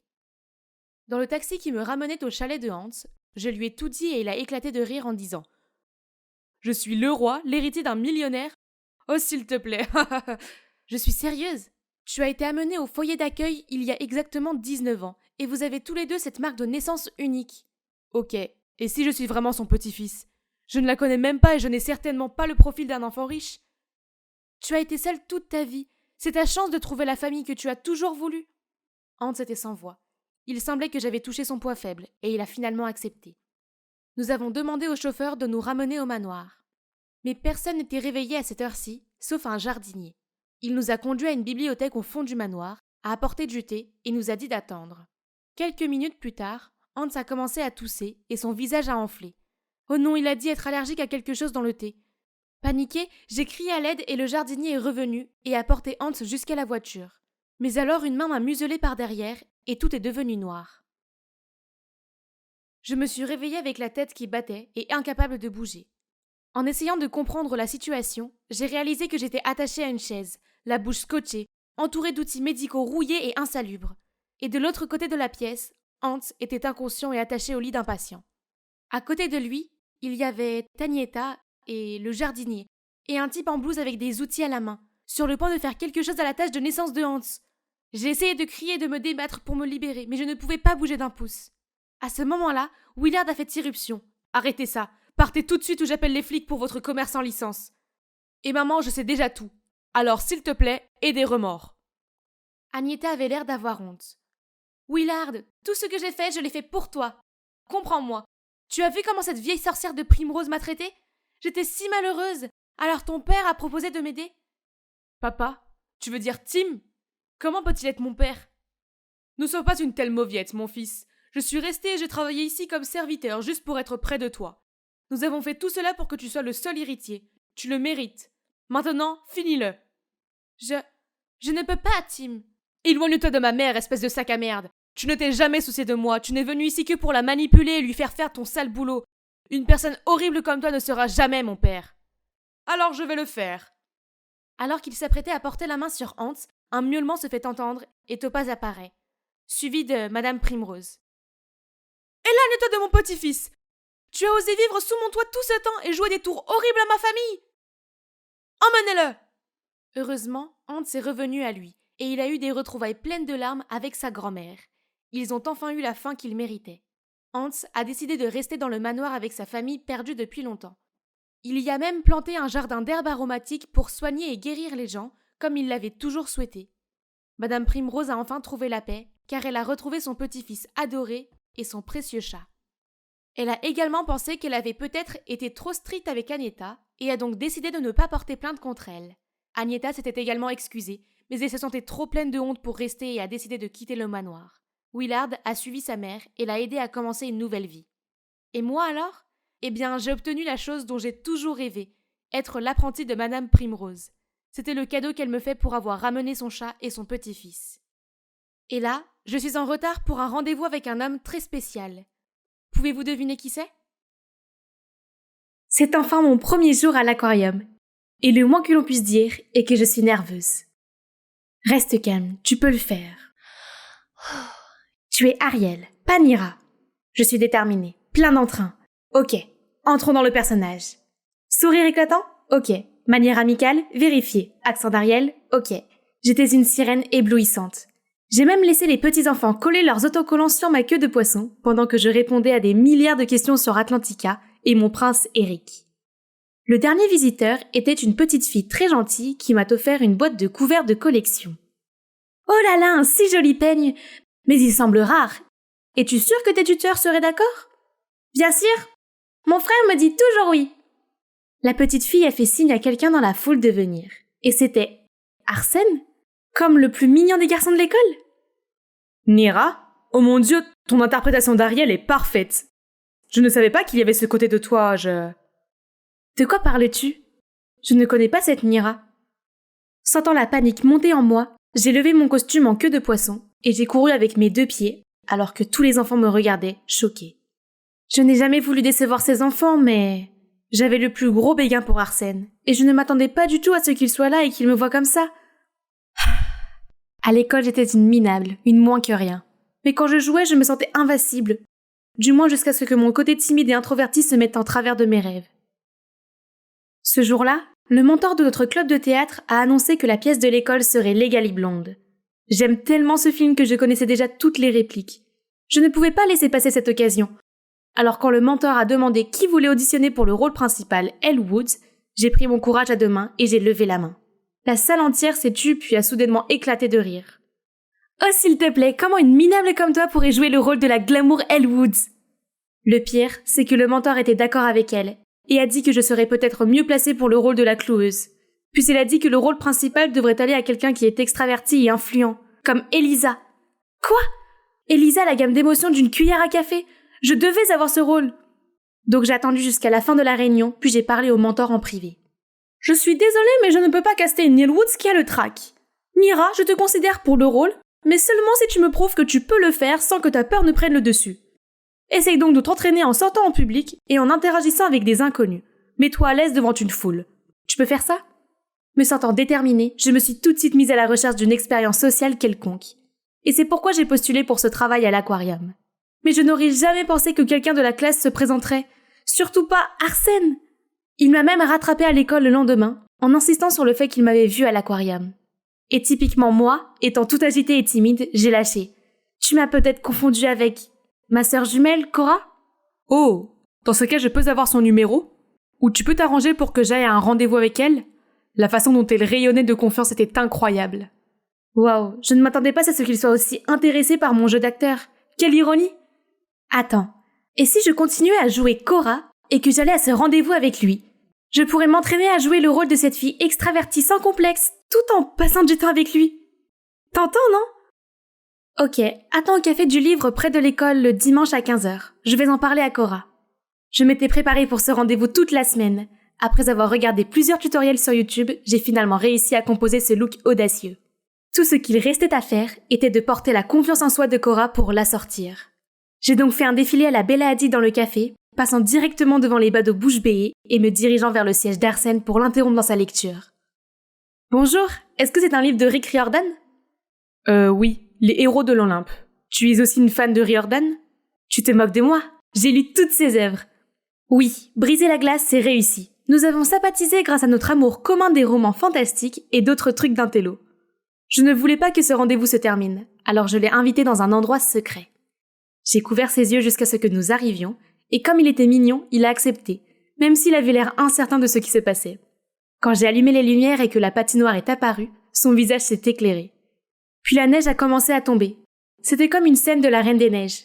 Puis nous sommes allés sur la glace, et Arsène est tombé directement sur ses fesses. Arrête de rire, c'est ma première fois, ok? Oh, Arsène embarrassé était si mignon. Je l'ai aidé à se relever et c'était la première fois que nos mains se touchaient. Je lui ai fait faire le tour et lui ai appris quelques mouvements. Quand je l'ai regardé, je l'ai vu me regarder avec un grand sourire. Puis soudain il m'a attirée et je suis tombée dans son étreinte. Nos visages étaient si proches et j'ai juré que nous étions sur le point de nous embrasser. Ah! À bout de nerfs, je l'ai repoussé, il a perdu l'équilibre et est tombé à plat sur la glace. Mais il s'est immédiatement relevé et m'a suivi en patinant. Oh, ne me laisse pas t'attraper, sinon... Voyons si tu essayes. Hier, c'était comme un rêve. On s'est envoyé des textos sans arrêt jusqu'au dernier cours de la journée, le sport. Mes yeux étaient toujours collés à mon téléphone quand une balle volante a frappé mon genou. Elle venait d'Elisa. Juste après ça, une autre est arrivée et a fait tomber mes lunettes. Je me suis protégée avec mes bras et j'ai espéré que ça partirait bientôt. Et étonnamment, ça a été le cas. Seulement, Arsène était debout devant moi, bloquant toutes les balles. Arsène? Qu'est-ce que tu fais là? On était juste en train de jouer. Jouer? Tu ne vois pas que tu lui fais mal? Puis Arsène s'est tourné vers moi et m'a demandé si j'allais bien. Est-ce que c'est ça? A-t-il réalisé que j'étais la fille avec laquelle il est sorti? Mais merci de m'avoir aidé. Tu es mon amie. Et aussi la sœur de Cora. Donc je dois veiller sur toi, non? Oh, il ne m'a pas reconnu. Ça veut dire que mon jeu d'acteur était impeccable, non? Alors pourquoi je me suis sentie si mal à l'aise? Même si je me sentais mal à l'aise dans cette situation, j'aimais aussi beaucoup trop Arsène pour m'arrêter. Donc j'ai continué à faire semblant d'être Cora. Il se comportait comme un amoureux lors de nos rendez-vous, et ça me faisait fondre. Mais à l'école, il ne voyait en moi que la sœur maladroite et sans défense de Cora. Il parlait constamment d'elle et regardait fixement dans le vide, comme s'il y avait une Cora imaginaire. J'ai commencé à m'inquiéter du fait qu'Arsène n'aimait que l'héroïne confiante, amusante et spontanée que j'avais créée, et non la timide Nira. Je ne pouvais pas lui en vouloir. Même moi, je ne me trouvais pas aimable. C'est peut-être pour ça que maman m'a quittée sans prendre la peine de m'écrire ou de m'appeler. Je ne pouvais plus faire ça. Je ne pouvais pas nourrir Arsène avec de faux espoirs d'un personnage irréel. Alors j'ai tapé un message à Arsène, lui disant que Cora était en route pour étudier à l'étranger pendant 3 ans, et que cette relation ne marcherait pas. Arsène n'a pas arrêté de répondre aux textos, et est même venu chez moi pour chercher Cora, et a fondu en larmes quand je lui ai dit qu'elle était déjà partie. Je me sentais si mal, mais c'était le seul moyen pour lui d'arrêter de fantasmer sur Cora. Avec le temps, sa douleur s'estomperait, non? À partir de ce jour, Arsène m'a toujours cherché à l'école et m'a toujours demandé des nouvelles d'elle. Cela n'est pas passé inaperçu auprès d'Elisa, qui était clairement verte de jalousie. C'était l'heure du déjeuner, et Elisa avec ses servantes se sont soudainement approchées de moi. « Pourquoi es-tu si seule? Arsène t'a-t-il abandonné ?» J'ai essayé de l'ignorer, mais elle ne voulait pas me laisser tranquille. « Bien alors, je vais te donner un coup de main. »« Arsène, salut! Tu savais que Nira ici est tellement obsédée par toi? Elle admet même qu'elle aime te suivre partout comme une harceleuse. Comme c'est effrayant. » Hein? Qu'est-ce que cette fille disait? Maintenant, les gens me regardaient, me jugeaient pour quelque chose qui n'était même pas vrai. J'en avais fini d'être Nira la perdante. Si seulement la personnalité de Cora m'aidait à me défendre. Tais-toi! Moi et Arsène sommes amis, et alors? Pourquoi tu dois inventer des trucs sur moi? C'est parce que tu es jalouse de moi? Quoi? Moi? Jalouse de toi? Tu aimes Arsène, n'est-ce pas? Je suis désolée pour toi. Vraiment, tu vas t'en prendre à tous ceux à qui il parle? C'est pathétique. C'est comme ça que les gens ont fait des commentaires désapprobateurs à Elisa. Elle n'a pas pu faire autre chose que de s'enfuir avec honte. Tandis que moi, je recevais des éloges pour m'être dressée contre le tyran de l'école. Les gens semblaient aimer cette nouvelle facette de moi. C'était peut-être le bon moment pour me relooker. Le lendemain, j'ai commencé à m'habiller de manière audacieuse et à porter des lentilles de contact au lieu de lunettes ringardes. Mes camarades semblaient apprécier mon nouveau look. Mon mentor du club de théâtre a également changé d'attitude à mon égard. J'ai même postulé pour le conseil des élèves et ma popularité a augmenté, tout comme mon cercle d'amis. Le monde s'est ouvert à moi, mais bizarrement, être tout le temps entouré de gens me semblait inconfortable et épuisant. Je ne pouvais pas vraiment parler à l'un d'entre eux, car nous n'étions même pas proches. Je me sentais tellement exclue. Être dans le comité du conseil signifiait que j'étais nommée bachelorette d'une vente aux enchères de charité. Ce qui veut dire que tout le monde participant à cet événement enchérirait pour m'emmener à un rendez-vous, et l'argent de l'enchère allait au fond de l'école pour construire la nouvelle cafétéria. C'est comme ça que je me suis retrouvée ici, sur la scène de la vente aux enchères. J'ai fait de mon mieux pour paraître cool afin de récolter le plus d'argent possible. Les garçons ne cessaient de m'encourager, essayant de montrer leur charme, et j'ai essayé de flirter en retour en disant des bêtises et en leur faisant des clins d'œil. Une fois que les enchères ont été lancées, le chaos a commencé car les gens n'arrêtaient pas de monter leur numéro. 40 $, 60 $, 80 $. Soudain, j'ai réalisé que je ne voulais pas sortir avec l'un de ces gars. Je ne les connaissais pas du tout. Juste à ce moment-là, Arsène a crié depuis l'arrière. 500 $. 500 $ une fois, 2 fois, et vendu. Arsène a sauté sur scène, a attrapé ma main et m'a traîné hors de là. Il m'a conduite au jardin, puis a commencé à me poser des tonnes de questions. Qu'est-ce qui se passe avec toi? C'est comme si tu étais quelqu'un d'autre. Non, je suis juste la même vieille Nira. Dis-moi la vérité. Es-tu Cora? Tu as échangé ta place avec ta sœur pour la protéger, n'est-ce pas? Oh Cora, tu m'as tellement manqué.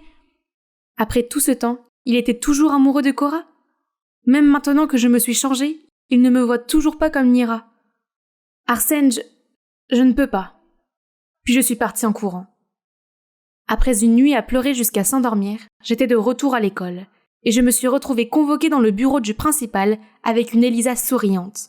Là, elle a montré au principal un enregistrement vidéo de ma conversation avec Arsène la nuit dernière, qui était la preuve que quelqu'un d'autre m'avait remplacée à l'école. Si c'était vrai, je pourrais être expulsée. Oh non. Paniquée, j'ai lâché un mensonge en disant que j'étais bipolaire, et que parfois, je passais à l'autre personnage et me comportais mal. La directrice semblait confuse, mais elle a ensuite insisté pour que j'aille voir le thérapeute de l'école. Je n'avais pas d'autre choix que d'accepter.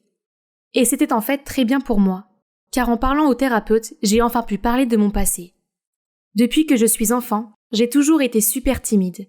Je pensais que c'était pourquoi maman m'avait laissée quand elle s'est séparée de papa et a déménagé. Elle ne m'avait même pas contactée une seule fois. Je savais qu'une intello puérile comme moi ne serait jamais celle à qui elle pourrait vraiment parler.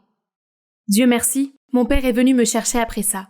L'idée d'affronter mes soi-disant amis dans le bus me donnait la nausée. « Es-tu si malheureuse sans ta mère à tes côtés ?» Je ne sais pas pourquoi elle m'a abandonnée sans un mot. Étais-je une perdante à ses yeux ? Chérie, écoute, maman t'aime. Et la raison pour laquelle tu n'as reçu aucune lettre d'elle, c'est parce que je te les ai toutes cachées. Quoi ? Pourquoi as-tu fait ça ? Parce que j'étais tellement brisée après le départ de ta mère que j'ai pensé que ce serait mieux si toi et moi pouvions tout oublier d'elle. Je suis désolée. Ne sais-tu pas à quel point je me suis sentie mal toutes ces années à cause de ton égoïsme ? J'ai couru dans la maison immédiatement. Je ne pouvais pas le regarder en ce moment. Jusqu'à voir que maman et Cora étaient assises dans le salon. Elles se sont précipitées vers moi et m'ont serré dans leurs bras. Oui, le personnage de Cora n'a pas été entièrement inventé. Je l'ai plutôt basé sur ma vraie sœur jumelle. La petite fille de 5 ans que j'étais s'est toujours tenue aux côtés de Cora, se cachant derrière sa robe tandis qu'elle s'opposait hardiment à tous ceux qui osaient s'en prendre à moi. Je l'ai toujours admirée. Il s'est avéré que lorsque papa a reçu l'appel de l'école, il a réalisé que ses actions m'avaient fait souffrir. Alors il a fait tout ce qui était en son pouvoir pour contacter maman et l'a fait venir ici avec Cora. Maman n'arrêtait pas de s'excuser en disant qu'elle regrettait chaque minute passée à me laisser derrière elle. Les voir s'effondrer en larmes comme ça m'a fait mal au cœur, mais m'a donné un sentiment de chaleur en même temps. Après tout ce temps, ma querelle familiale était enfin résolue. Juste à ce moment-là, on a sonné à la porte. C'est Arsène. « Nira, c'est ton petit ami ?» Coup. Je l'ai immédiatement éloigné, et cette fois, je lui ai avoué toute la vérité. Je lui ai dit comment j'avais menti en disant que la fille de l'aquarium était Cora, parce que je ne pensais pas qu'il aimerait la vraie moi, car je n'avais pas une présence sûre. Mais mes sentiments pour lui étaient réels, c'est pourquoi j'ai essayé si fort de me rapprocher de lui. Mais je me suis dit que maintenant qu'il savait la vérité, c'était fini, alors je suis partie. Enfin, je suis de retour. J'ai été à Los Angeles pendant toutes les vacances d'hiver pour passer plus de temps avec maman et Cora et pour me découvrir. J'ai réalisé que le fait d'être introvertie n'est pas gênant du tout. Je suis observatrice et cela m'aidera beaucoup pour ma passion d'actrice, non ? Ce semestre, je vais définitivement impressionner mon mentor du club de théâtre. Aucun garçon ne me distraira plus jamais. Et c'est là que j'ai vu Arsène me faire signe avec un énorme bouquet dans la main. « Arsène, qu'est-ce que tu fais ici ? Tu n'étais plus en colère contre moi ? » Eh bien, j'y ai beaucoup réfléchi, et honnêtement, les choses entre nous ont mal tourné. Donc j'aimerais apprendre à te connaître à nouveau. Seulement cette fois, s'il te plaît, que ce soit la vraie toi, car je veux vraiment savoir qui est Nira. Qu'est-ce que tu en dis ? Oui, j'adorerais ça. Je suis arrivée à la maison de très bonne humeur, après une séance d'entraînement passionnante, et mon humeur a instantanément chuté lorsque j'ai vu ma sournoise cousine Kathleen tenir mon journal intime. Oh waouh, alors ton béguin c'est Léo, le capitaine du club de natation, hein ? Rends-moi ça. Je me demande si toute l'école est au courant. Ne t'inquiète pas, ta cousine dévouée est là pour t'aider. Merci beaucoup, mais je vais le faire moi-même. Arrête de fourrer ton gros nez dans mes affaires. Hey ! Premièrement, ton nez est beaucoup plus gros que le mien. Et deuxièmement, à propos de Léo, peu importe, il sera bientôt à moi, dent pour me venger de m'avoir volé mon petit ami. C'est ridicule, et c'est tellement faux. Elle devrait plutôt s'en prendre à elle-même pour son mauvais goût en matière d'homme. Non merci, je ne voulais pas d'un tel acteur non plus. Bonjour, je suis Megan, la responsable du club scout de l'école. Je suis sympathique, amusante, et j'adore partir à l'aventure comme mon père explorateur. Alors bien sûr, les filles comme Kathleen ne me font pas peur. Dès le premier jour où ma chère cousine a emménagé chez nous, il était clair que nous n'allions jamais nous entendre. J'adore courir dans le jardin et apprendre des trucs de survie intéressants avec mon père, alors que Kathleen ne supporte même pas un grain de terre. Oh mon Dieu, des milliards de microbes m'attaquent! Apportez-moi du désinfectant, maintenant! Et l'abruti de petite amie de Kathleen m'a demandé de sortir avec lui juste après avoir rompu avec elle. Malgré mon désintérêt pour lui, elle me l'a reproché. C'est à ce moment-là que nous sommes devenus comme Cardi B et Nicki Minaj et que la guerre a commencé. Elle a dessiné sur mon visage au marqueur permanent pendant que je dormais, a collé du chewing-gum dans mes cheveux, et une fois, elle a même essayé de me raser les sourcils. Mais qui suis-je, hein? Je peux la battre avec un seul mouvement. Mais maintenant, les enjeux sont plus importants. Elle s'en prend à Léo. Je dois donc lui avouer mes sentiments au plus vite, avant que Kathleen ne vienne tout gâcher. L'occasion idéale sera la prochaine sortie scolaire pour les meilleurs élèves, à laquelle Kathleen ne peut certainement pas participer. Et j'aurai beaucoup d'occasions d'impressionner Léo. Mais il y a un petit problème. C'est au bord d'une rivière. Oh mon Dieu, je suis sur le point de me pisser dessus juste en y pensant. Je souffre de thalassophobie, c'est-à-dire d'une peur intense des grandes étendues d'eau. Bien sûr, je garde cela secret parce que personne ne me prendra au sérieux en tant que chef scout s'ils l'apprennent. Cependant, il s'agit d'une occasion unique et il est hors de question que je reste à la maison pendant que Kathleen s'acharne sur Léo. Je me suis donc inscrite au voyage et j'ai mis en place un super plan. À petits pas. Je veux dire, littéralement. Je me suis inscrite pour nager dans une piscine pour enfants. C'est simple comme bonjour. Oh, mais pourquoi mes jambes tremblent-elles comme ça? Ce n'est pas comme si je m'étais transformée en méduse ou quelque chose du genre. Regardez, la piscine se transforme en océan effrayant prêt à m'avaler. À l'aide! Soudain, un garçon avec une bouée m'est rentré dedans. Je suis tombée sur les fesses et ma jambe a touché l'eau. Quelque chose m'a attrapée. Le monstre du Loch Ness! Il me mange tout cru! C'est alors qu'un enfant a surgi et a commencé à se moquer de moi. C'est bon, Megan.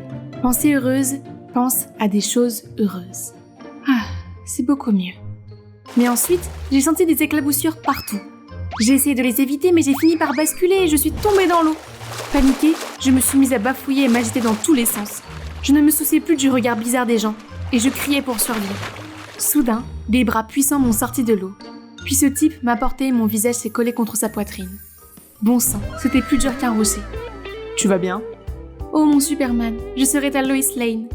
Burk, ta morphe coule sur ton visage, c'est dégoûtant. Mon Dieu, c'est tellement embarrassant. Je me suis habillée à la vitesse de la lumière et j'ai couru hors de là. Attends, quelque chose ne va pas. Hé, tu as oublié quelque chose? Bon sang, cet abruti a encore essayé de m'embarrasser à la dernière minute. Le seul bon gars dans ce monde, c'est mon Léo. Comme si ce n'était pas assez pour cette journée. Je suis rentrée à la maison et j'ai vu Kathleen regarder un film d'horreur sur un requin géant. Quoi de neuf? Tu as déjà peur de moi? Il n'est pas trop tard pour s'accrocher à ma jambe et me supplier. Qui a peur? Cette émission stupide, c'est évidemment de l'image de synthèse. Il n'y a aucun requin au monde qui pourrait être aussi gros. Et ils sont réputés pour être des tueurs dangereux et aveugles qui mangent tout ce qu'ils ont sous les yeux. Mais en fait, les requins sont le plus souvent des victimes. Ouf, mon numéro n'était pas si mal, n'est-ce pas? Enfin, la liste des participants à l'excursion a été publiée. Bien sûr, mon nom y figurait, et celui de Léo aussi. Mais attendez, pourquoi Kathleen est-elle ici? Elle est toujours occupée avec des garçons au lieu d'étudier, et elle ne se souvient même pas de la table de multiplication. Quoi? Tu ne peux pas accepter le fait que je suis aussi une génie? Pour info, je suis super rapide en maths. Vraiment? Alors c'est quoi 356 plus 445? Facile, 234. Hein? C'est loin d'être vrai? Mais c'était rapide. On se voit au voyage. Je te surveille, sœurette. Le jour J est enfin arrivé. Et notre guide est Mike, le meilleur éclaireur de l'État. Mais attendez, pourquoi ce type me semble-t-il familier? Oh non, c'est le gars qui m'a sauvée à la piscine. Effrayée à l'idée qu'il me dénonce, je n'ai pas su quoi faire d'autre que de lui adresser un sourire stupide.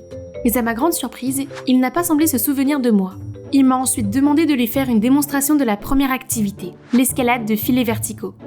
Il est temps pour moi de briller. Les yeux sur moi, Léo. Ça alors, ce type grimpe comme un singe. Mais n'attendez pas de moi que j'accepte la défaite.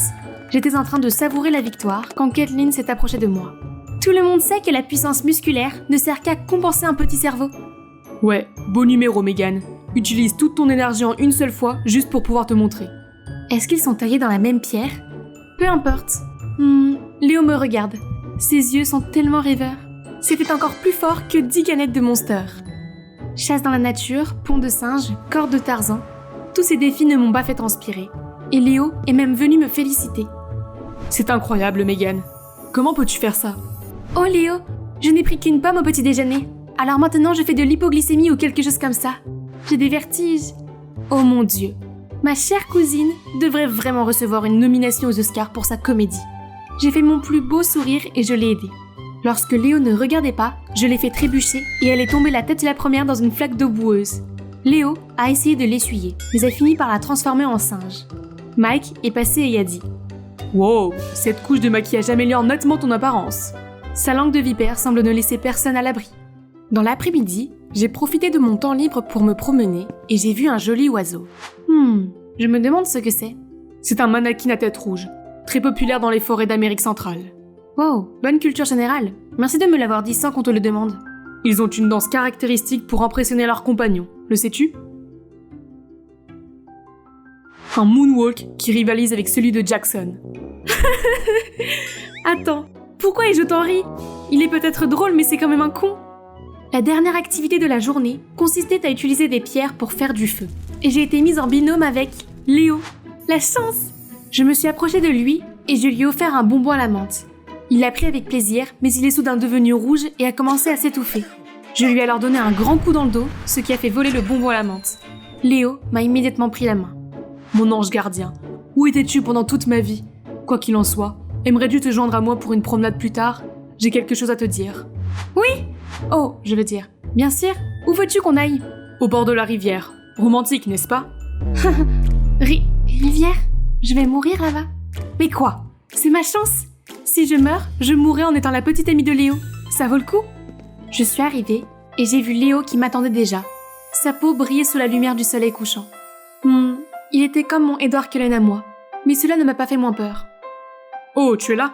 Tu es pâle, es-tu malade? Oh, non, je vais bien. Très bien, montons sur le bateau pour profiter de la vue. J'ai fermé les yeux et j'ai serré la main de Léo. Léo a continué à parler, mais je n'ai rien entendu, jusqu'à ce que... Megan, je t'admire depuis si longtemps. Veux-tu être ma petite amie? Je me suis transformée en la plus mûre des tomates, mais j'ai réussi à lâcher. J'aimerais... Je t'ai eu! Mon Dieu, pourquoi Caitlin est-elle là? J'étais encore sous le choc quand Léo a sauté du bateau et a fait un top là à Caitlin. Puis ils se sont embrassés. Surprise! Maintenant, tu sais ce que ça fait de se faire voler le mec de ses rêves? Non, s'il vous plaît, je ne peux pas le supporter, l'eau me fait peur. Profite de la vue, Megan. Où est passée cette fille féroce? Ta mère m'a dit que tu étais thalassophobe, mais je ne m'attendais pas à ce que ce soit aussi réel. Ne t'inquiète pas, je vais montrer ça à toute l'école pour qu'ils viennent te sauver. Bonne chance, cousine! Léo et Caitlin sont partis en se tenant la main. Je suis restée aussi immobile que possible dans le bateau instable. Le monde tournait autour de moi, mais je ne pouvais rien faire d'autre que de pleurer. Le temps passait comme si une décennie s'était écoulée. Puis j'ai senti une tape sur mon épaule. Mike m'a tendu la main, m'a prise dans ses bras et m'a emmenée sur la pelouse. Mais comment m'as-tu trouvée? J'ai vu la vidéo que Caitlin vient de poster et je suis immédiatement allée te chercher au bord de la rivière. C'est vrai? C'est gênant. Il a gardé le silence pendant un moment puis a dit: Tu ne le sais peut-être pas, mais j'avais l'habitude d'être effrayée par les hauteurs.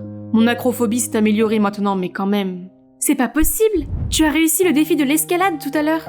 Si tu veux surmonter ta peur, tu dois trouver un moyen de l'affronter. Sois courageuse, ne la laisse pas devenir une faiblesse dont les autres se moquent. Puis il m'a fait le plus beau des sourires.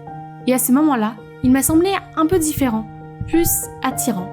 Ce soir-là, je me suis enfermée dans ma tente pendant que les autres se rassemblaient autour du feu de camp. Je n'étais pas encore prête à affronter qui que ce soit, et mon esprit était trop agité pour dormir. Le lendemain matin, c'était la course de bateau. Quand je suis arrivée, tous les regards étaient braqués sur moi. J'étais nerveuse, mais j'ai vite pris mon courage à deux mains et j'ai pris la parole. Bonjour à tous, je m'appelle Megan, et je suis thalassophobe. Je ne peux donc pas relever ce défi. Je suis gênée, non pas à cause de ma phobie, mais parce que je me laisse vivre dans la peur. J'aime être chef scout de tout mon cœur, alors je vais essayer de surmonter cette épreuve. La peur n'est pas ton ennemi, c'est ta motivation. Puis je suis partie sous les acclamations et les applaudissements. De retour à la tente, j'ai vu Mike qui m'attendait. C'est ça l'esprit. Tu es vraiment courageuse et tu as les qualités d'une vraie aventurière. Même si tu n'es pas dans le jeu, tu as déjà gagné le prix spécial dans mon cœur. Tout s'est passé bien après l'excursion. Même Caitlin avait cessé de m'importuner. Elle devait être occupée à s'amouracher avec son nouvel amour. Jusqu'au jour où je l'ai vue arriver à la maison en sanglotant. Qu'est-ce qui s'est passé? Cet abruti de Léo, il m'a trompée avec 3 filles en même temps. Pardon? Pourquoi ma vie est-elle si misérable? Je sais que je ne pourrai jamais être plus maligne ou courageuse ou plus confiante que toi. Mais est-ce que je ne mérite pas au moins une chose agréable? Je ne savais pas que Caitlin avait ce côté autodérisoire. Soudain, j'ai eu pitié d'elle. C'est ma cousine après tout. Ne pleure pas, je vais t'aider à lui donner une leçon. Vraiment? Megan, je suis désolée d'avoir laissé ma jalousie me transformer en monstre. Est-ce qu'on est bien? Le lendemain à l'école, nous sommes entrés dans le couloir et avons entendu un cri d'horreur. C'était Léo, dont le casier était plein de cafards.